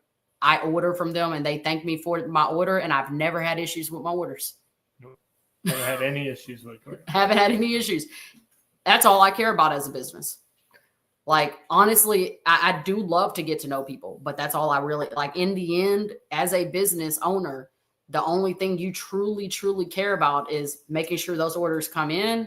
They come in full. They come in, fish come in healthy. Plants come in alive. In the end, all of the other stuff is just great to have. It's great to have a relationship with the people that you're buying from. But it's kind of like when a customer comes into your store, you don't just say, "Hey, what fish do you want?" All right, get out, get. You don't just give them that. Like, you give them a whole conversation, and you build a relationship with the customer. We know some of our customers' birthdays or their anniversaries now. Like, we know all kinds of stuff about them. So what you're saying is that customer service is a big part of a successful business. Yep. Yeah. Well, and that's what I said. Their wholesalers don't have to talk to you. Yeah. We're not their actual personal customer. And that's why I say, like, on a wholesale aspect, I get that. I would say 50-50.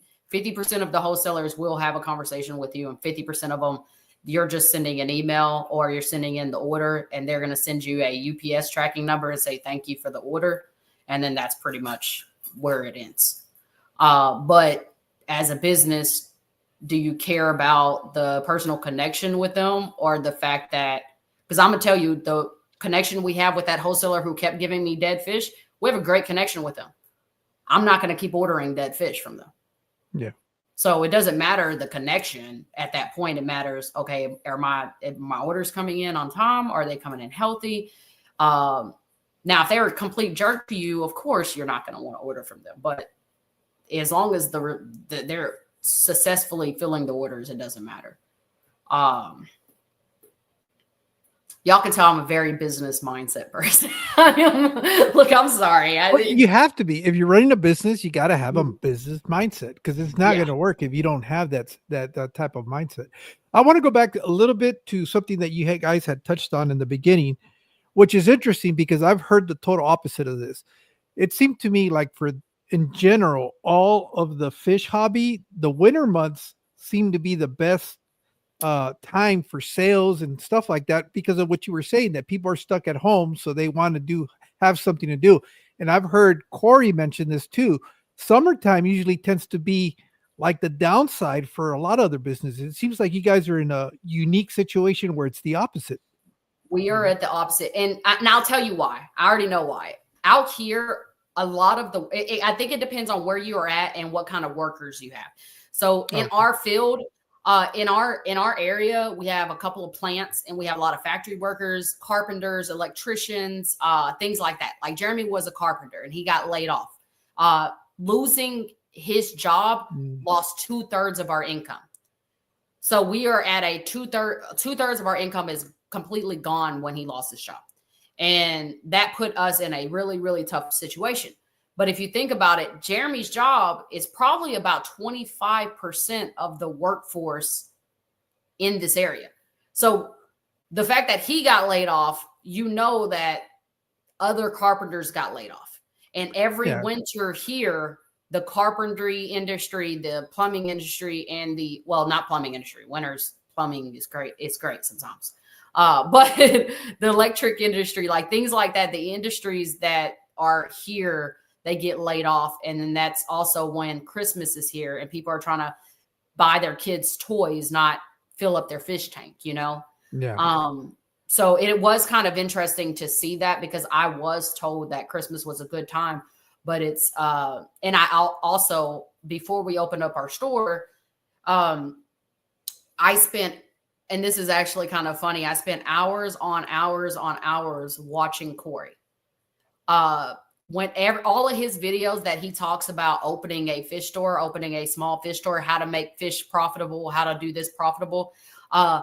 I watched him, and I watched Keeping Fish Simple. Like I was watching like all of these people just trying to learn, how can I make a profit and do this? You know, how can I pull in a profit? And learning, I'm holding this now, but learning that I took a lot of that and went into the business with it. We opened up our business with a lot of research on how to do it and how to get everything going. It's just one of those things. I think you just gotta, with this business, you will take losses, but then you'll learn from them. You'll learn a lot from the losses, a lot.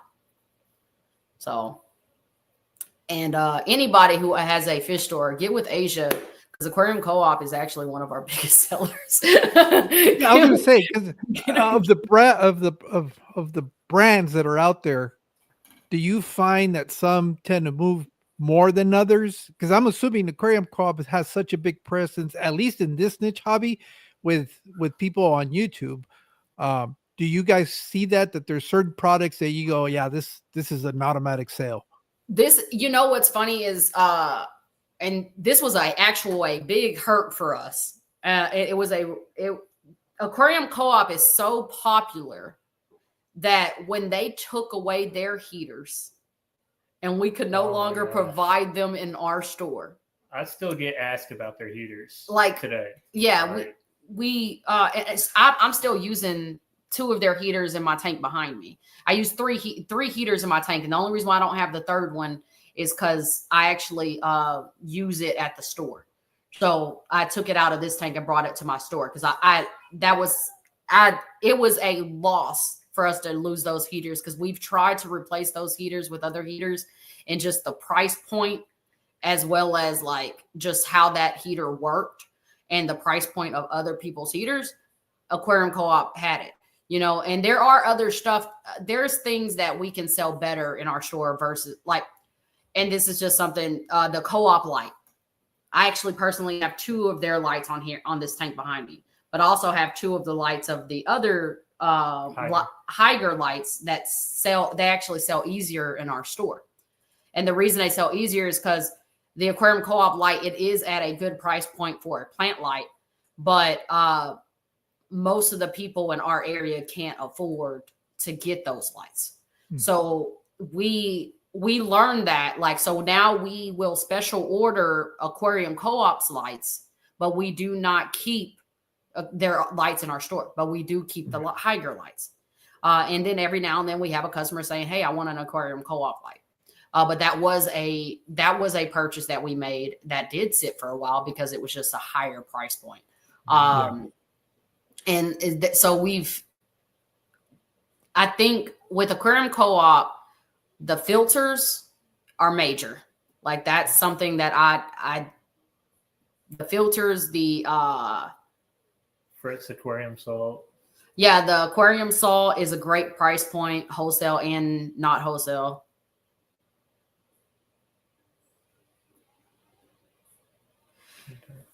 So yes, location is key too. I'll tell you, if I went and opened up a fish store in Nashville, it would be harder for me to compete.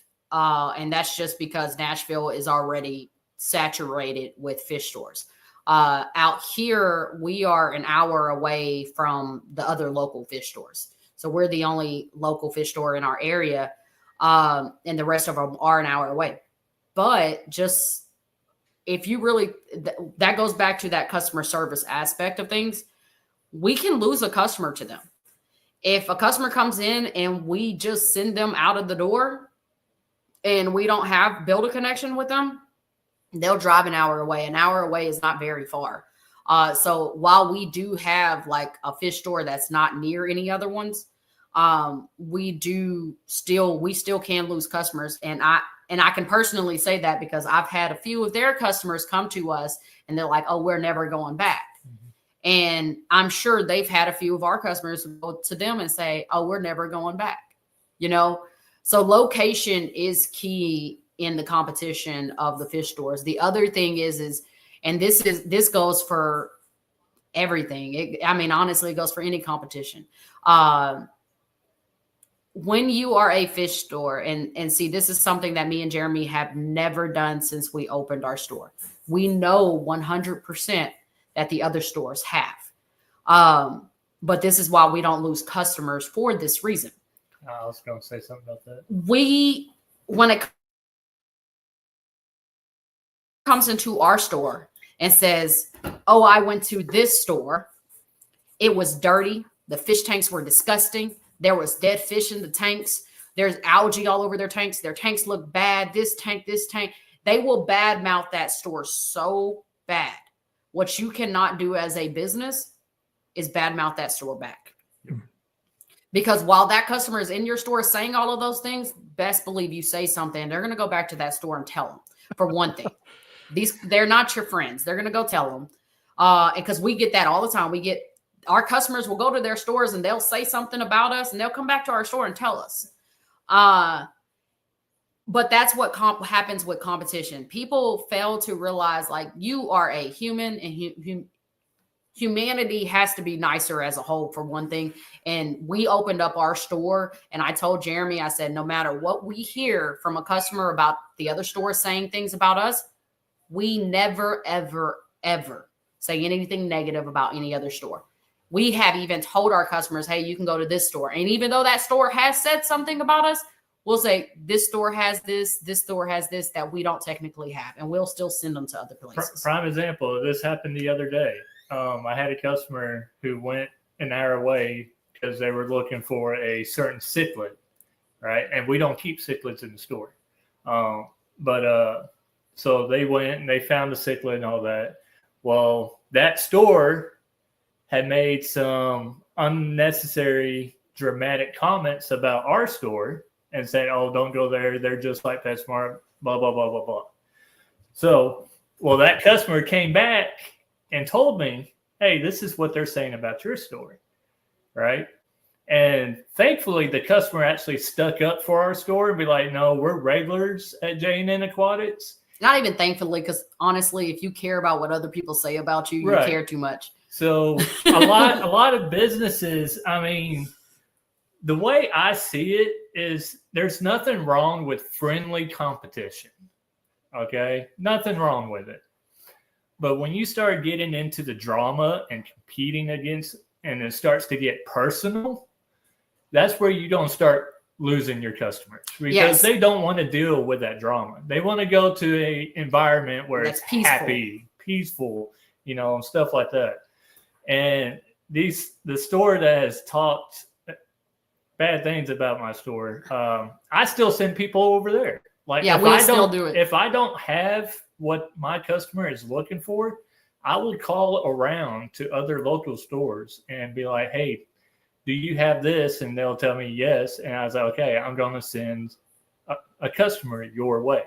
It's one of those things, because if they're willing to drive an hour to that store, they're also willing. Petco is an hour away. They're going to be willing to drive an hour to Petco. I rather them support another local business, another small business, than I would rather for them to go to a big box store,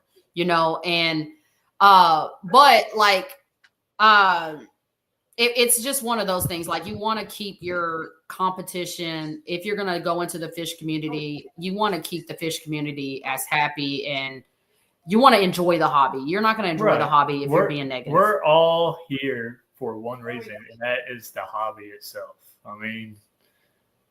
Hands down. It's not. He got a fight. My dog was getting annoying. I thought he wanted to come in. I opened the door for him, and he ran away. So I said, all right, never mind. But we did see a question earlier. It says, where do you see your store in 1 year from today? I am hoping to have a functional website. So let's say we have a website, we have an app. It's just not completely put together. So I'm hoping we get that together soon, and I can start shipping. Like if you order online, we could do that. I would like to see us in a bigger store in a year. In a bigger store. Yep. Yeah, I would. I mean, eventually what I want to do is actually buy a storefront with a warehouse. So we can kind of house, like I was saying, like I would rather be able to it's crazy, but I would rather be able to pull my fish from overseas and come directly into my store than to have to go through a wholesaler, because I feel like I could provide more fish. It's going to take more work, but see, that might be a 5-year plan. A 5-year plan is going to be to get into a store with a warehouse that I can house fish and treat the fish and and then move it to the sales floor. Mm-hmm. I just would love that. And yes, we do care about our customers. I was in customer service for, like, I used to go in people's houses and install cable and go on the main lines outside. Like, I was always in front of customers, and I learned that a customer can deal with really crappy situations as long as you are appropriate and nice to them. Customer service is the biggest part. I mean, we've had a customer drive 6 hours just to come see us. And they did it once, and then when they got back, I mean, they hadn't had any problems with their fish, and they loved the customer service that they got from us. And they even contacted us back and said, we will not go to any of our local fish stores around here. We're coming to you. So that we don't see them very often. They'll come in and out every once in a while because they live so far away. And that's one of those customers that usually get special orders, mm-hmm. and they'll do it all at once. And we'll just hold their fish, and they'll come in and pick it all up. So it's, but that's one of those things, like, you got to build a relationship with a positive experience. There was a couple of things that I wanted to ask you guys. And one of them is, now that,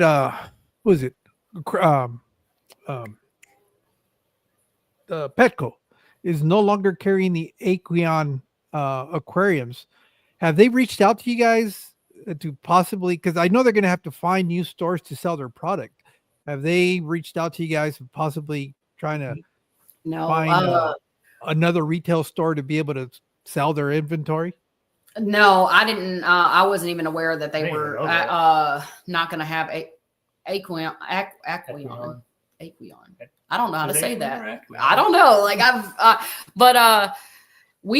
we personally, like, we don't get into tanks very much, because on a wholesale level on fish tanks, we have yet to see anything that we can compete with PetSmart on.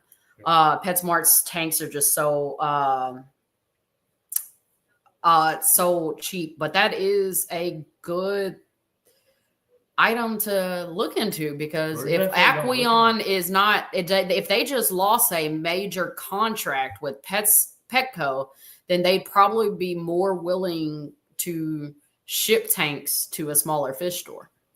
The reason I say that, I just saw the video today. There's a channel called Skeptical Aquatics, and he actually called the service reps for Aquarion, because he was doing like a little investigative thing, and he actually spoke to them, and they said yes, as a matter of fact, they are no longer doing business with Petco. They got rid of them because they're bringing in their own personal line of aquariums that they're buying, and they're buying them from China now.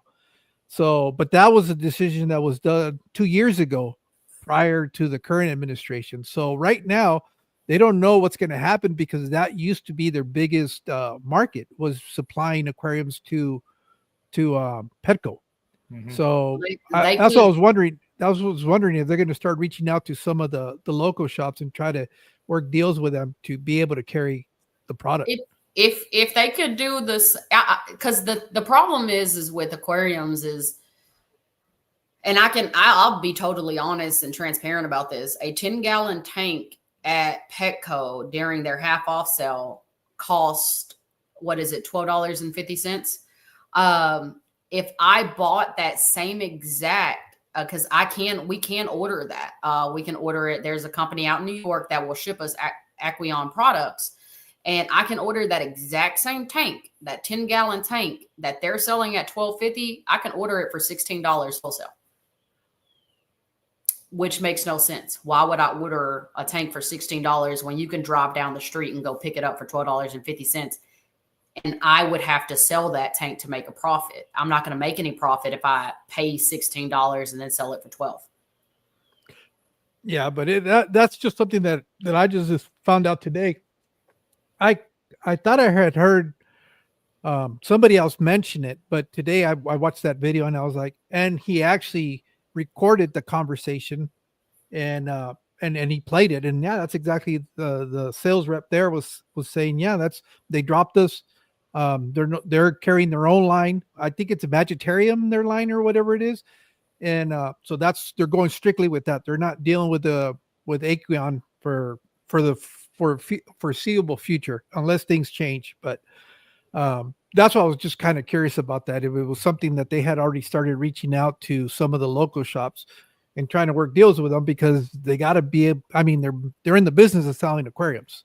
Yeah, we haven't heard anything from them, but they could also be trying to slide into PetSmart too. So there's that. Well, they're all owned by the same one though. It's the same conglomerate. It's not. Yeah. So there's no. I forgot. I think Corey was the one that was saying that Chew, PetSmart,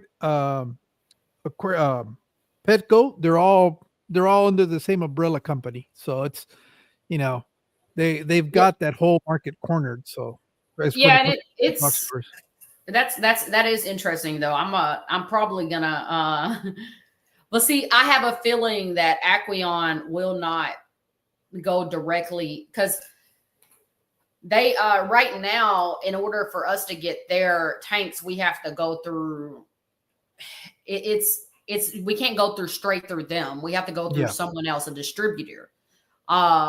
So that's what I think, that's actually what makes it even more expensive, is because the distributor gets it from them for cheaper, and then they give it to us for whatever makes them a profit. But that's interesting to see. I bet you we still wouldn't be able to do it. I bet you they'll just start lowering the prices to the distributor to push their tanks out further. But yeah,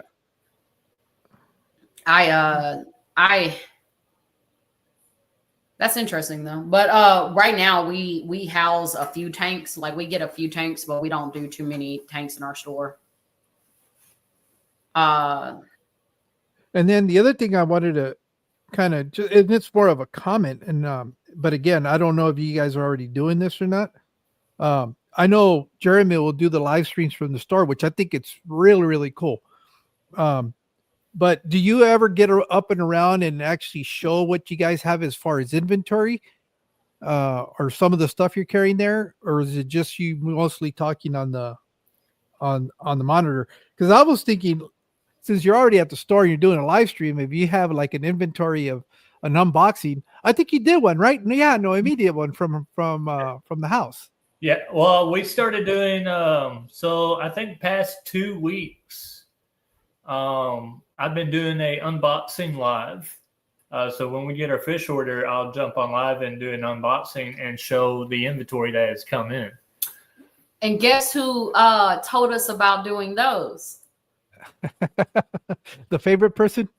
Aquafunk. Oh. Actually, yeah, it's talked to us about doing that a while back.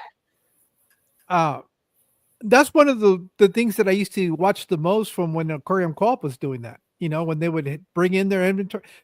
I mean, going back to the whole using the social media as a advertisement avenue, what better way to do it? I mean, you're not only telling your customers that are around you, but you're telling everybody else throughout the country or the world, actually, whoever's watching it. oh, this is what they're doing. And, I think that's one of the biggest success that Aquarium Co-op has had is being able to use social media as an advertisement medium Oh and, yeah. and get that name recognition. And like I said, I watched a lot of his videos first before we even opened our store. And he has a lot of great how to like make this happen videos. And like, I would say that I wouldn't have been able to do quite a few of the things we've done without having watched that. Now, the unboxing videos, like there is a downside to unboxing videos, and I'm sure everybody in the chat probably already knows this. Like, but your new hobbyist, like some of our customer base, we will, if you take out a fish out of a bag out of shipping, it's going to come in and it's going to look white. We can tell you what it is, but it's going to look white. It's just not going to look good. So the thing we have to focus on, and it's something that we are trying to focus on now, is since we are doing the unboxing videos, we are going to be releasing videos right after. Because about an hour later, those fish are totally different colors. Right? Yeah. We'll get one of the brightest fish in here is the Odessa barbs.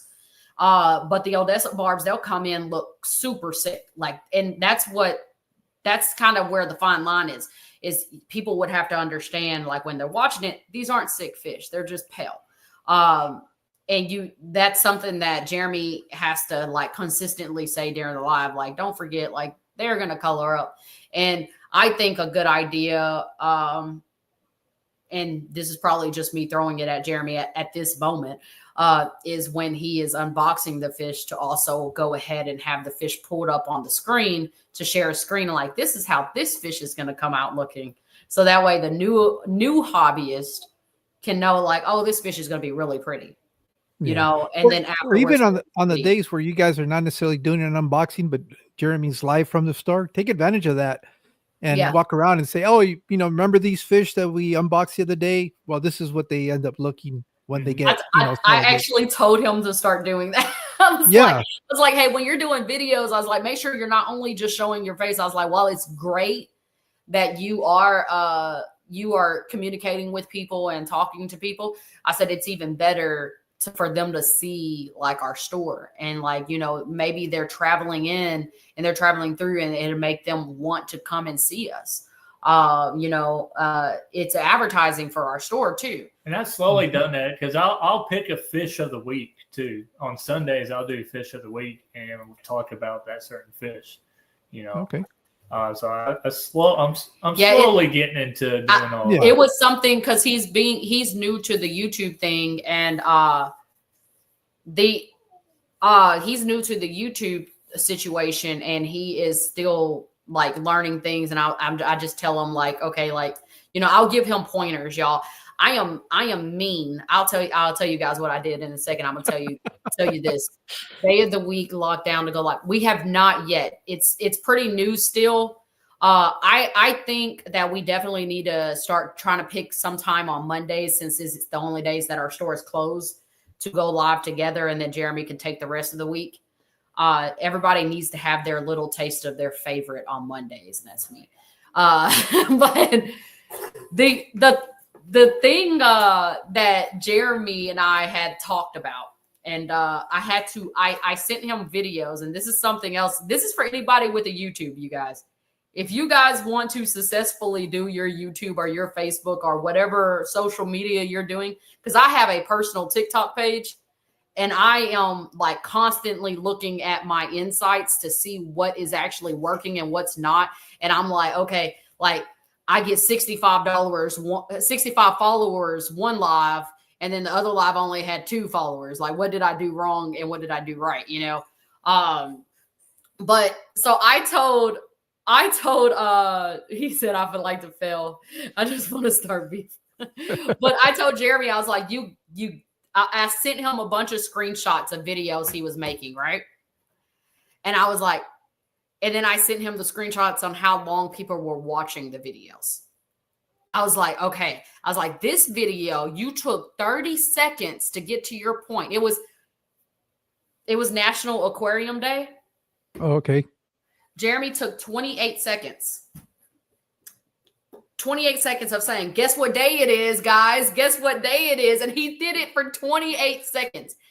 Most people dropped the video at the first 8 seconds.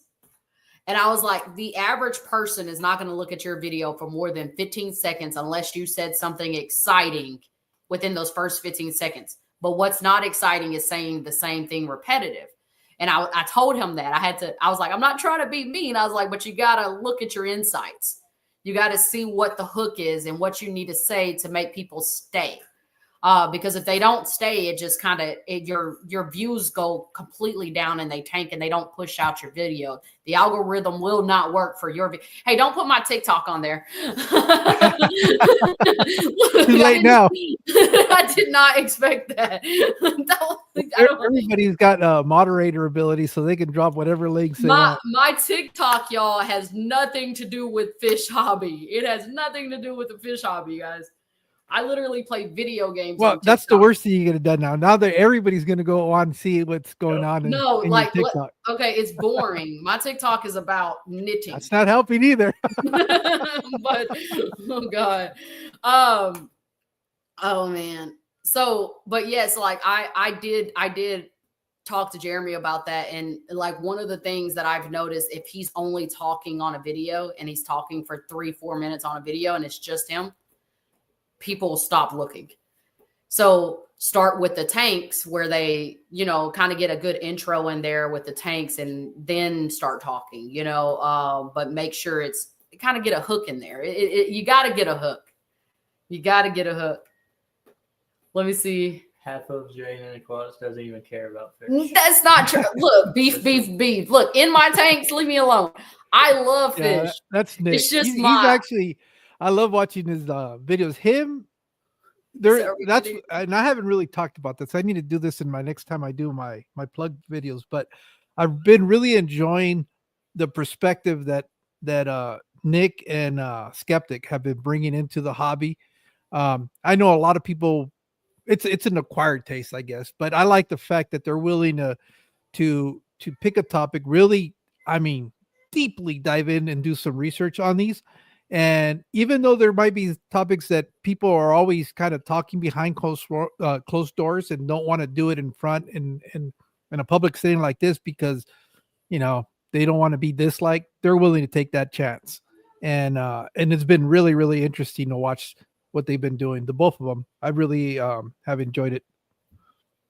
Yeah, it's what they say, controversy is is when you can pick a controversial topic and talk about it.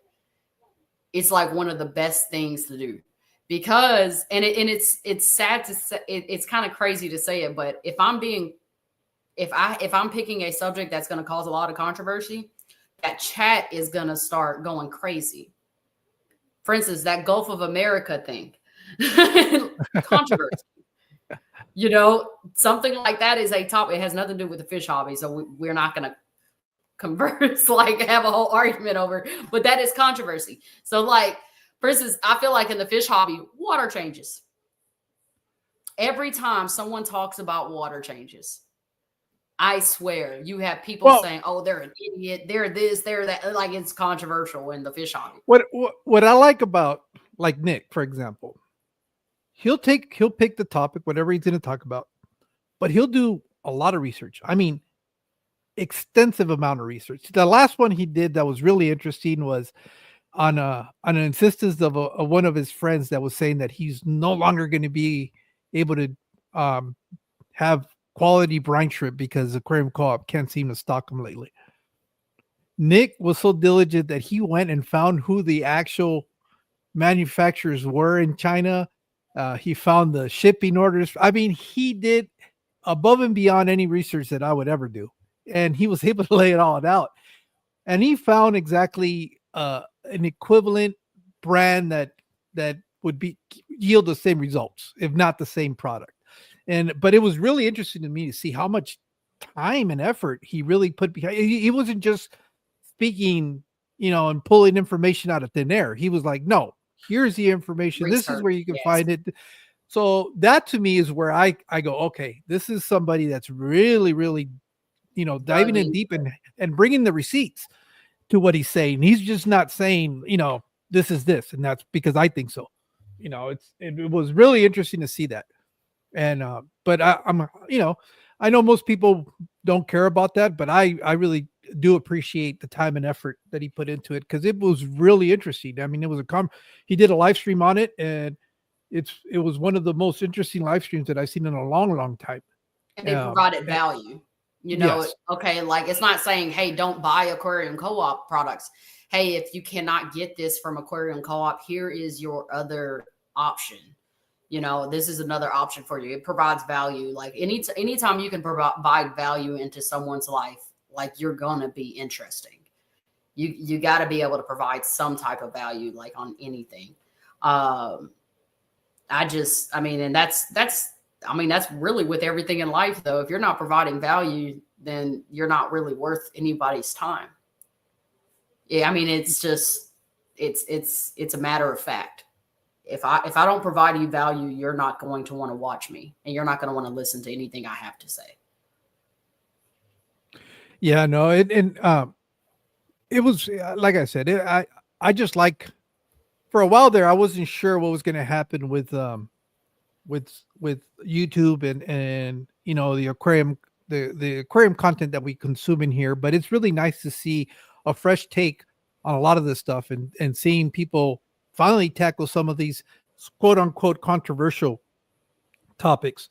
And I like it because it's not just them saying things for the sake of being controversial. It's them pointing out where some of the inaccuracies are and what people are saying, and being able to say, look, no, this is why we believe this to be incorrect. And so I think it's one of those things where I feel confident that our niche is not necessarily going away. It's just evolving and getting better. It's a proper use of the resources that are available for us, and it kind of pushes you to be a little bit better. At least in my case, it just it's like, oh, okay, this is really cool. I can see the effort and the work that goes behind it. So, but yeah, I thought that was pretty interesting. There was a comment earlier. It was about it was when we were kind of talking about how we have to focus on like kind of a newer generation of fish hobbyists. And someone made a comment saying, the average person will quit the hobby within the first 2 years. And it's because they don't know anything about it. That is where going to a local fish store is more beneficial than ordering online, than going to PetSmart and Petco. PetSmart and Petco, usually the person in the fish place, they may not have a fish tank at home. They may have a lizard or a dog, they don't, but the people who own a local fish store, they've been in the hobby. They've learned a lot. They still make mistakes and they still learn. And that's something that this hobby will always have, is something, it's forever changing, and you're going to forever learn.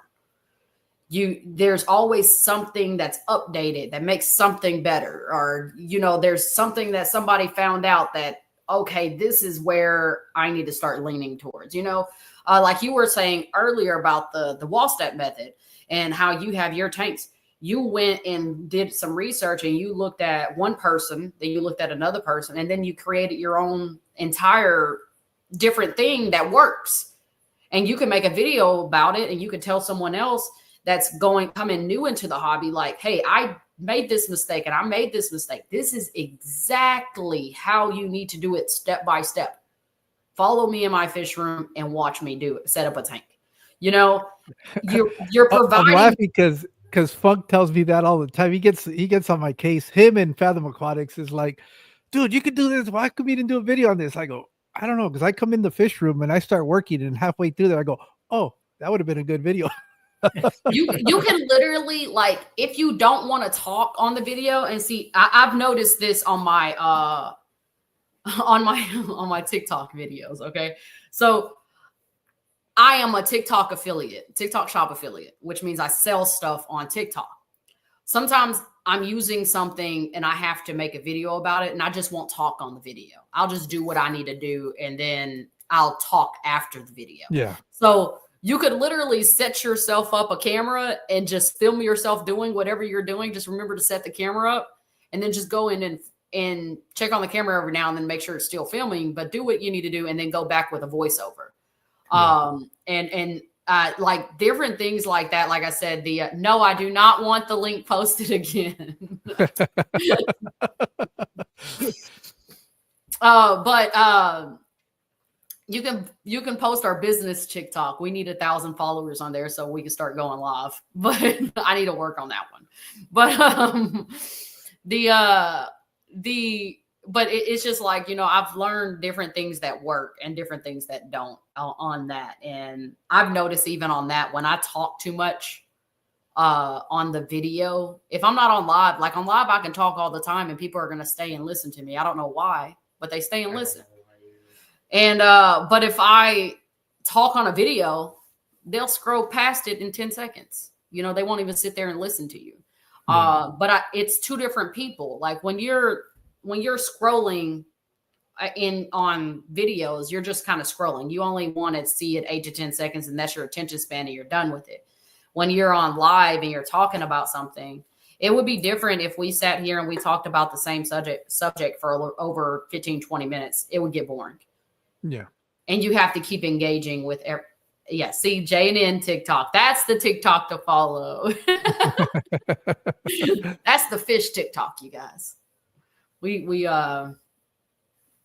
John hops in my TikTok lives every now and then and says, hey, while I'm doing nothing but rambling on.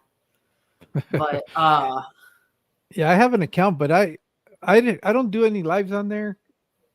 I just don't have the time, I guess, because I dedicate most of my time. Most of what is, I guess, would be the longer form content to YouTube. On my Instagram and TikTok, they're basically carbon copies of each other where I'm posting the same video as a short. But I know that the people in TikTok don't go to Instagram. So it's like a completely different audience. And the people on Instagram don't necessarily go to TikTok. I'm starting to realize that social media is also like separated into generations, because Facebook is people like me. We're that's the big platform that was up and coming when I was a teenager. Instagram is like in between me and the younger generation, and then you have the younger generation that's completely TikTok, because that's what they grew up on. It was MySpace for me. Well, yeah. Before Facebook. He's sounding like he's kind of in the same generation. Yeah. I don't know how old he is, but if I'm 52, so I know I'm older than Jeremy. You're how old? 52. 52. You didn't have Facebook as a teenager. No. Not as a teenager. I was about to say, you said no. I said my generation as we were growing up. Okay, I was about to say. That was the bigger platform before Instagram and TikTok. Yeah. And you know what? Even my generation is kind of like split. Like, you guys are so old. My generation is kind of split between, I feel like Facebook, which I'm in the millennials. I'm a millennial. I am 32. Use homing pigeons. Oh my goodness. They had the best cell phones. No, I'm joking. Yeah, we would sit up on top of a hill and make smoke signals to be able to communicate. But yeah, like, and that's where I said about targeting, because Jeremy, like, I used to actually focus on all of the platforms, like except for YouTube. I never really put a focus in on YouTube, but I would focus in on Facebook and TikTok. And I had people who came in from our TikTok who are now customers at our store. And it's a younger generation than Facebook. Facebook it's an older generation thing. Like, and I think it's just kind of split. And YouTube, I feel like, is actually better for community wise on the fish keeping hobby. Because and I'm going to go ahead and keep saying it, but you don't get this. Like, sorry. Wife was catching me up on I guess we got a new message for the HOA. You don't get this on TikTok I feel like in the fish community. Yeah. Because I mean, this right here where you're talking and chatting and stuff, because I did go live on my personal TikTok in my store, and it just didn't grab anybody. It didn't grab anybody's attention. I was doing water changes. It didn't grab anybody's attention. But on YouTube, you have more of a community of people who are in the fish keeping hobby on YouTube. Yeah, he just got an update on his HOA. No no smoking out of the garage. we talked for like 20 minutes in the beginning. Well, that's the whole thing. Why when I do my live streams, I don't have a scripted set of questions. It's really you get to know the people that come on. And I mean, for most people, if they watch your channel, they know the superficial stuff of what your channel is because it's what you're sharing. I kind of like having these other conversations that don't necessarily happen on a video. So, and a lot of the times it's just stuff like that is more like ice breaking stuff that where you can get the conversation going, get comfortable, and then we can dive into whatever topic we're doing. I've had guests where we've never even talked about fish. I'm thinking of TJ Autocross, Todd. I think we spend like 45 minutes talking about racing and cars because that's what he likes to do as his other hobby. So, for me, I'm more about getting to know the people. And if we talk about fish, we talk about fish. But if we don't, then that's fine too. I mean, it keeps it interesting, keeps the conversation going.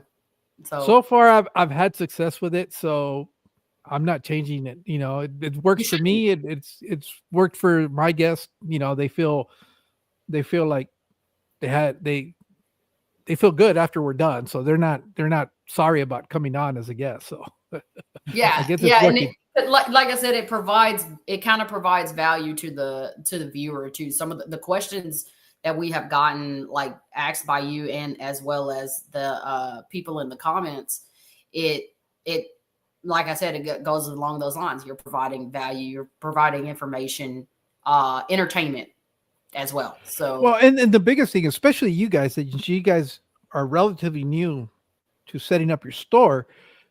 I know it's a common topic amongst hobbyists, the desire to do so. So why not take advantage of the fact that we have people that have going through the process, because it's still relatively new. A year and a half is still new for a business. To be able to pick your guys' brains and learn from what you guys have done, and especially the traps, the downfalls. It's kind of like if you can avoid a lot of those when you're starting up your own business, that's a big leg up.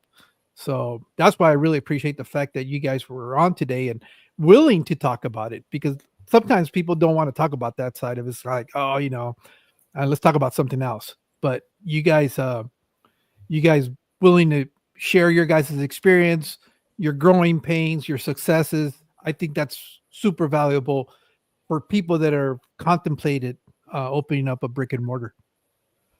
And it's a really big step too. Like I said, when you open it, do not open it with the mindset that you're going to make a lot of money. But like I said, if you go back to what Corey is doing, Corey went from opening up a local fish store to now he is a wholesaler. Like he is on a wholesale level creating things that can be sold in other people's stores. If you can do that, then it's amazing, and maybe one day me and Jeremy will get to that point of where we're creating, our own little tiny things that we can provide as a, like we created this, like, here you go, it's kind of one of them, kind of one of those, like, just, yeah, Corey did gets. I have a feeling he did get smacked with the tariffs too. Everyone did. Everyone got smacked with those tariffs because all of the pricing. I'll tell you guys, like, the pricing across the industry is going up. Wholesale fish is going up. The filters, if you think Haiger lights are even going to stay where they're at, they're going to go up too. Everybody's going to go up because of the tariffs right now. So that's not just Aquarium Co-op. That's going to be everyone. Yard, I may leave her behind. You're going to leave the favorite behind. No one wants to see you at the OCA.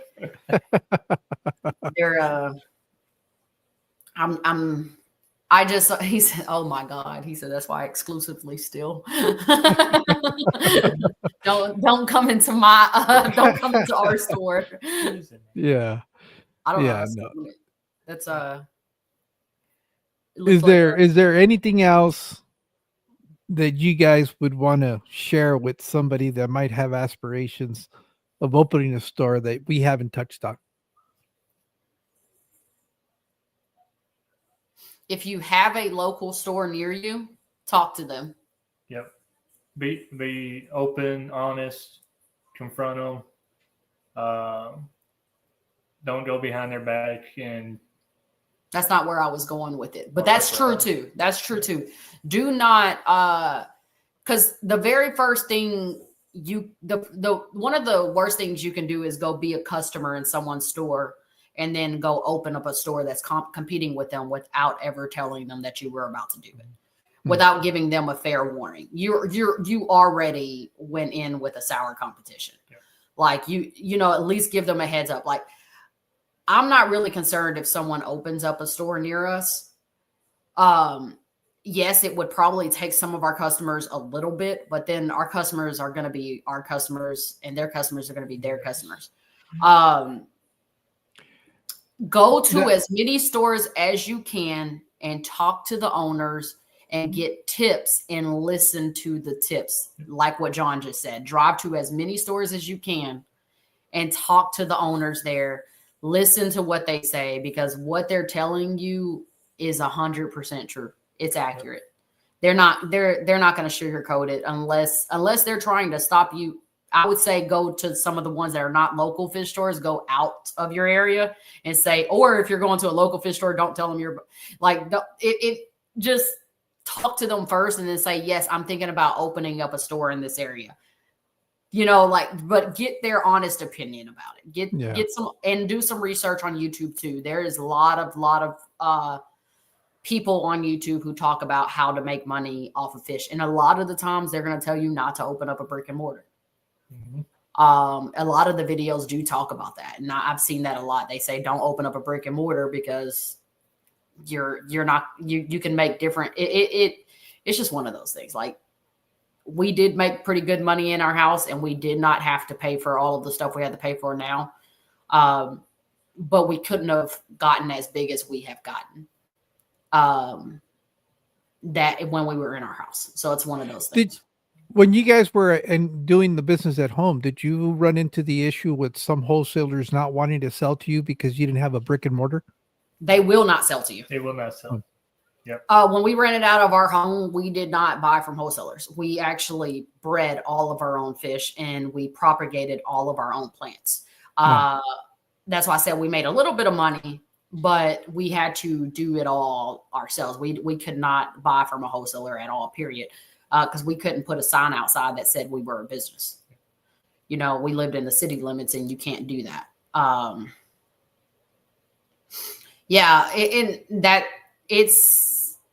That's true. Any fish will do. I'm not sure of your actual name, but that is true. Because even breeding for a profit is kind of hard. You're usually, even when you're breeding, you're really just covering your expenses of your hobby anyways. But you can make a profit. You just have to have a bunch of breeding items in your home and go to swaps and aquabid. Yeah.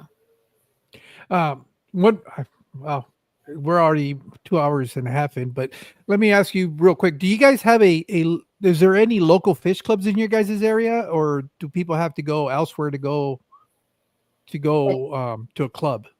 In our area, there was one that failed twice. Yeah. There's been two of them that failed. One of them just recently failed. Their nearest ones are St. Louis and Lexington clubs. So in our area, it has not succeeded as a club. And I don't know if it's the hobby or just who has been running the clubs that makes it not succeed. We have not talked about opening one just yet. Yeah, because the question was going to be also is, do you guys as a business see a benefit in having a local fish club, or is it more of a hindrance? Or maybe it's something you don't want to answer. That's a good question. If I'm being honest, a local fish club to a small business can be both.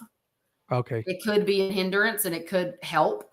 So if you he said stores hate local fish. So here's the benefit. The benefit of the local fish club is me as a person, I can go to the club and I can talk about my store, which may actually get people to come to my store and order things from me that they're looking for. The downfall of it is local fish clubs have fish swaps. And typically, and this is true and everybody knows it, you can go to we had someone who was going to order something from us, but then backed out because of the price, because possibly can go to a fish swap and get it cheaper. So typically what that you see at a fish swap is cheaper than what you can get at a local fish store. So that in itself could be a hindrance to a local fish store. Now, especially if they're doing the swaps very often. If there is a club out there doing swaps like almost weekly or just like very often, you are hurting the local fish stores in that sense. Which, if you really think about it, that could destroy the hobby. Because if you hurt the local fish stores, you hurt the person who's providing you with the fish that you are essentially trying to breed out. That's local to you. Then you're going to have to you're going to have to actually buy all your fish from shippers that you're trying to breed out. Like if you're trying to get special fish that you're trying to breed. So it's like, it's kind of a double-edged knife, I would say. Like it's good. I feel like it's good on the information aspect for a store. It's good on an information aspect, but as a store, it could also hurt if they're having a lot of fish swaps that are having stores will buy from at swaps. Yep, that is true. And that was the other thing I was going to ask you. Since you do have a community, have you gotten to the point where you are buying from local breeders yet, or there's not enough of a? We do buy from local breeders. We do buy from local breeders. We'll even go to the conventions like the OCAs, the ACAs, stuff like that, and we'll try to get participate in the auctions and buy out the rooms and stuff, and which it looks like someone just said it drives me nuts that the fish stores. I can see how that can drive you nuts. But at the same time, if I can go to a swap, what if I go to a swap and I can see a fish there, it's cheaper than wholesale, that I can get it there and I can go and sell it at a cheaper price in my store, which provides that fish to now other people who can't drive 3 hours to a fish swap. So yes, I might be taking it and making a profit from it, but now you didn't only just help one person. You not only helped me as a fish store by buying that fish for me, but you also helped that original person that I bought it from at the fish swap. So if I buy $30 fish from you at a fish swap and then go sell it at my fish store, the person buying it from me just helped two small businesses. So you got to look at it like that. For a fish store to buy from a fish swap, I'm helping a small business. I could just say, I'm not going to buy from any fish swaps or any locals, and I could buy all of my fish from wholesalers. In the grand scheme, it's like one of those things is like, I think that is something, because I thought about that before we even got into a store, if we were going to continue to do that, or if we were going to just get our breeders that we would breed from places. but it's the same concept.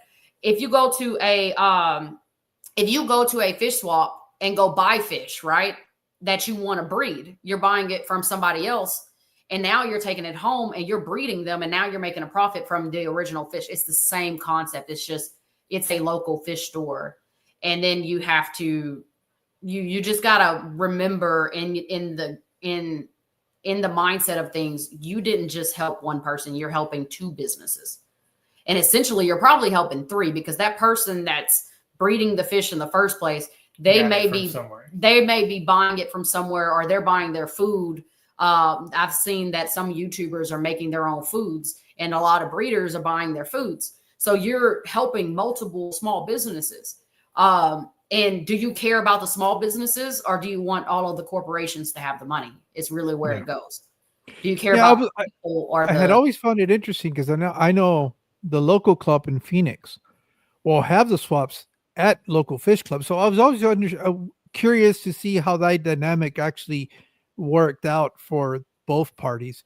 But it makes sense what you're saying too, though. I know for as far as from a local store point of view, might be the foot traffic. It might bring in people that weren't aware that the store was there. That's what I can think of. But yeah, you're absolutely right when it comes to the pricing. I've been guilty of that, where I wait if I wanted to get some fish and I know I'm going to probably get them at the local fish club swap. They're going to be a little bit cheaper for the bigger group. And it's logical, because it's, no one makes a lot of money. Like no one, and even the people who do make a lot of money, they also spend a lot of money, and they have a lot of bills. Like people who make a lot of money have a big house. They have big house bills. We all have to be careful on our spending. And so I 100% understand it. And just because they don't buy that fish from us doesn't mean they're not going to buy something else from us. That's why you have to always be mindful of that. You have to have good customer service, because you will always lose out if you don't have good customer service. Because that same person that says, hey, I'm not going to buy this from you, I'm going to get it from a swap, the next thing that they need, they'll buy it from you, because the swap is 3 months away. I don't know how often all the swaps are, but I know that they are not weekly. Yeah, they're not weekly, but yeah, that was, I want to say thank you guys for coming on. I really appreciate you guys. We've been 2.5 hours, believe it or not. And to take the time out of your day to join me and, do this, I'm really appreciative of that, especially for the people in the chat. They've been going ham. This last topic really seemed to set off the conversations, because it's controversial. I'm trying to keep up and reading with it, but it's going, 100 miles an hour. But with that, thank you guys. I really do appreciate you guys coming on. I appreciate the people that were joined us today. I know there was so many other streams going on tonight, and there's still some to go. I think I've already cut into a lot of people's time, and I don't want to do that, but thank you. I just want to say thank you so much. And again, without you, my guests coming on and doing this with me, I don't think I would have a live stream. You guys make all of this possible, and I want to say, thank you for accepting and joining me. With that being said, Wednesday at 1 o'clock, it would be, I guess, 12 o'clock Pacific time, 4 o'clock Eastern time. I'm going to be having Tommy from the Aquatic News Network and Jim from Happy Place Aquatics. They're going to be my guests for this Wednesday, and hopefully I'll see you guys there. So with that being said, thank you guys, and we'll catch you guys soon. You guys take care. All right, it's great meeting y'all.